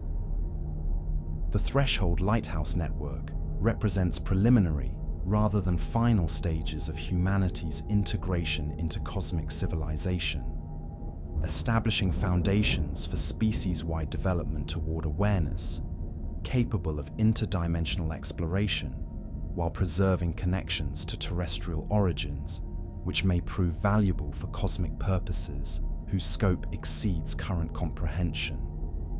As human consciousness evolves natural sensitivity to cosmic influences, direct contact will become possible without elaborate preparation procedures currently required through Threshold Lighthouse mediation. Children born with innate cosmic sensitivity will require educational approaches, which prepare them for existence spanning multiple dimensional realms, while preserving option to remain within terrestrial limitations if cosmic possibilities prove incompatible with their essential nature. Traditional academic disciplines prove inadequate for consciousness, capable of perceiving realities which transcend earthly boundaries, necessitating development of pedagogical methods which incorporate cosmic perspectives without overwhelming unprepared minds. The distinction between transformed and untransformed consciousness will gradually diminish as humanity achieves natural compatibility with interdimensional awareness, creating conditions where cosmic exploration becomes as commonplace as terrestrial navigation, while threshold lighthouses serve as departure points for voyages which carry human consciousness to territories beyond current imagination to encompass.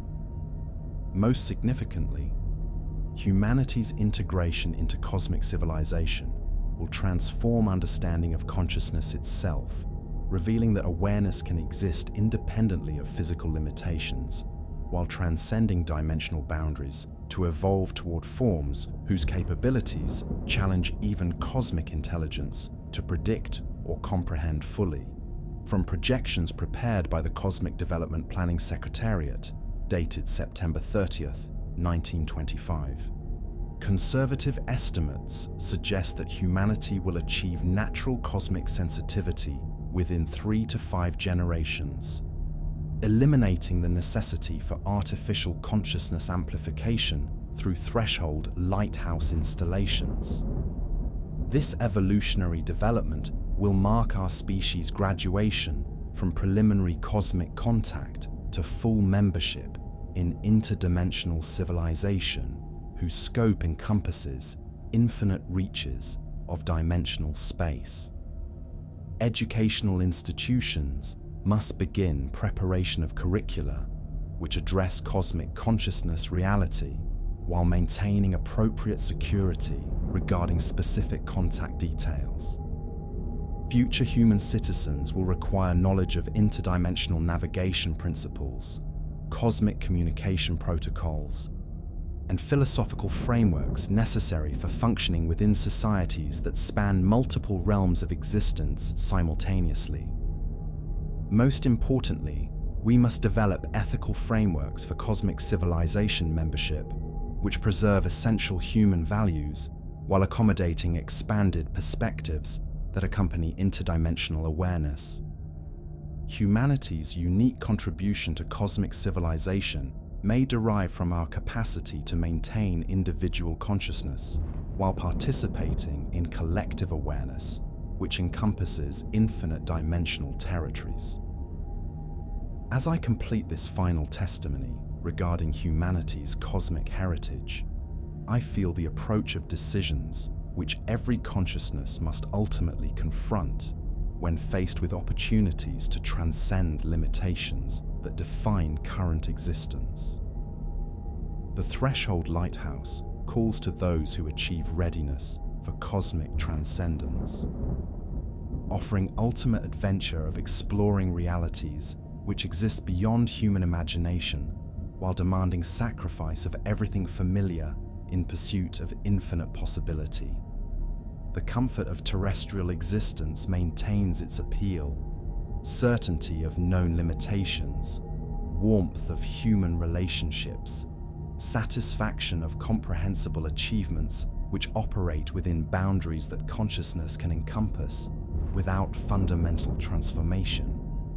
Yet cosmic exploration offers experiences which transcend every earthly pleasure, knowledge which illuminates the deepest mysteries of existence, and relationships with intelligences whose wisdom spans infinite dimensional territories.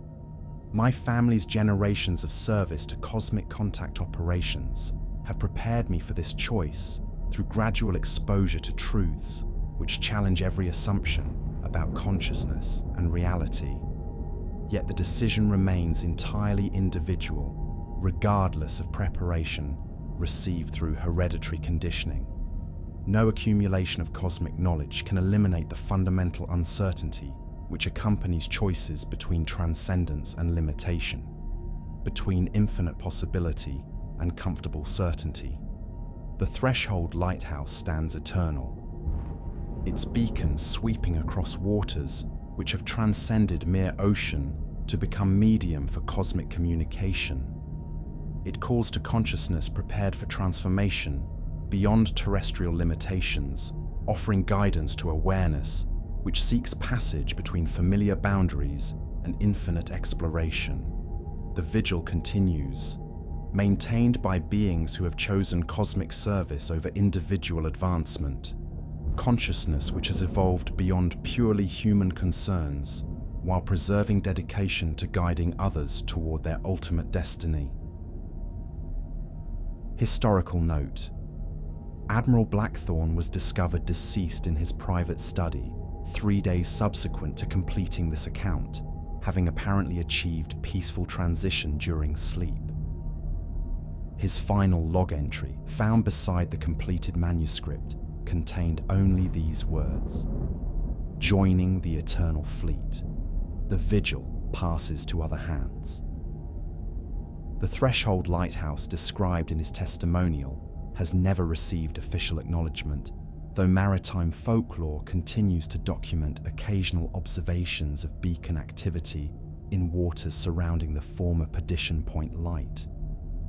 These sightings occur invariably during periods of supernatural weather conditions, and no physical evidence of structural presence has ever been recorded through conventional investigation methods.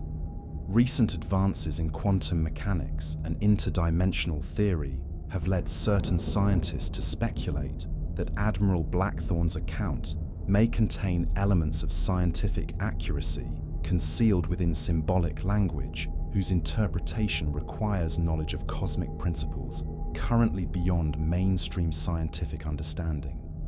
The possibility of consciousness existing independently of physical form, combined with communication between different dimensional realms, can no longer be dismissed as pure fantasy by researchers who comprehend the implications of quantum mechanical discoveries.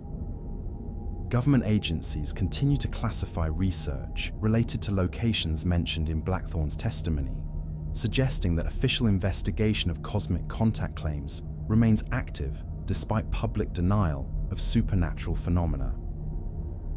The national security implications of confirming interdimensional intelligence contact would require careful management to prevent social disruption while ensuring appropriate response to cosmic civilization presence.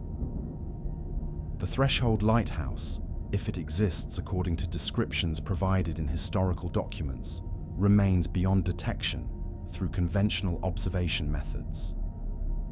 Yet for consciousness, which possesses preparation necessary for cosmic truth recognition, the beacon burns eternal, offering guidance to awareness which seeks safe passage between comfortable limitations of terrestrial existence and infinite possibilities of cosmic transcendence. Archaeological investigations of Perdition Point have revealed foundation stones bearing inscriptions which predate European colonization by several centuries. These markings correspond to symbols described in ancient texts dealing with interdimensional navigation, suggesting that cosmic contact may have occurred at this location throughout periods extending far beyond the lighthouse's operational history. Electromagnetic anomalies documented at Perdition Point continue to intensify according to measurements which exceed any known natural phenomena. These readings suggest ongoing dimensional activity which transcends current scientific understanding, supporting claims that the site serves as permanent gateway between realms whose existence challenges every assumption about the nature of reality itself. The Lighthouse Keeper's Vigil continues across infinite dimensions, maintained by consciousness, which has chosen service to cosmic development over advancement of purely individual concerns. And somewhere in the vast reaches of interdimensional space, exploration fleets sail eternal voyages carrying human souls to discoveries which challenge the very concept of existence while expanding awareness toward capabilities that transcend current imagination to encompass. For those who would seek the threshold lighthouse, navigation requires not charts or compass, but preparation of consciousness itself for truths whose magnitude exceeds ordinary comprehension.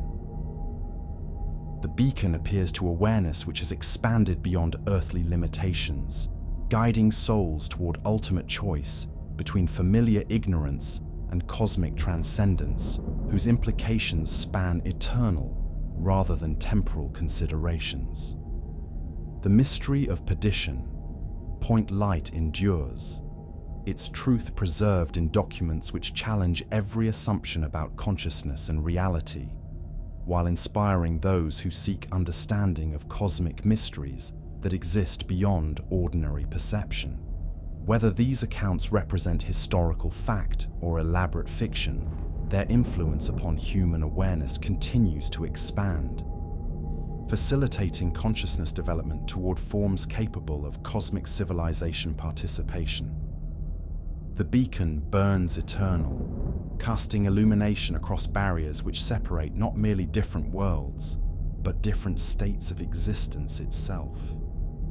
The vigil continues as it always has and always shall, maintained by consciousness which has transcended mortal limitations while retaining dedication to guiding others toward their cosmic destiny among infinite possibilities that await exploration throughout dimensional territories beyond human imagination to encompass.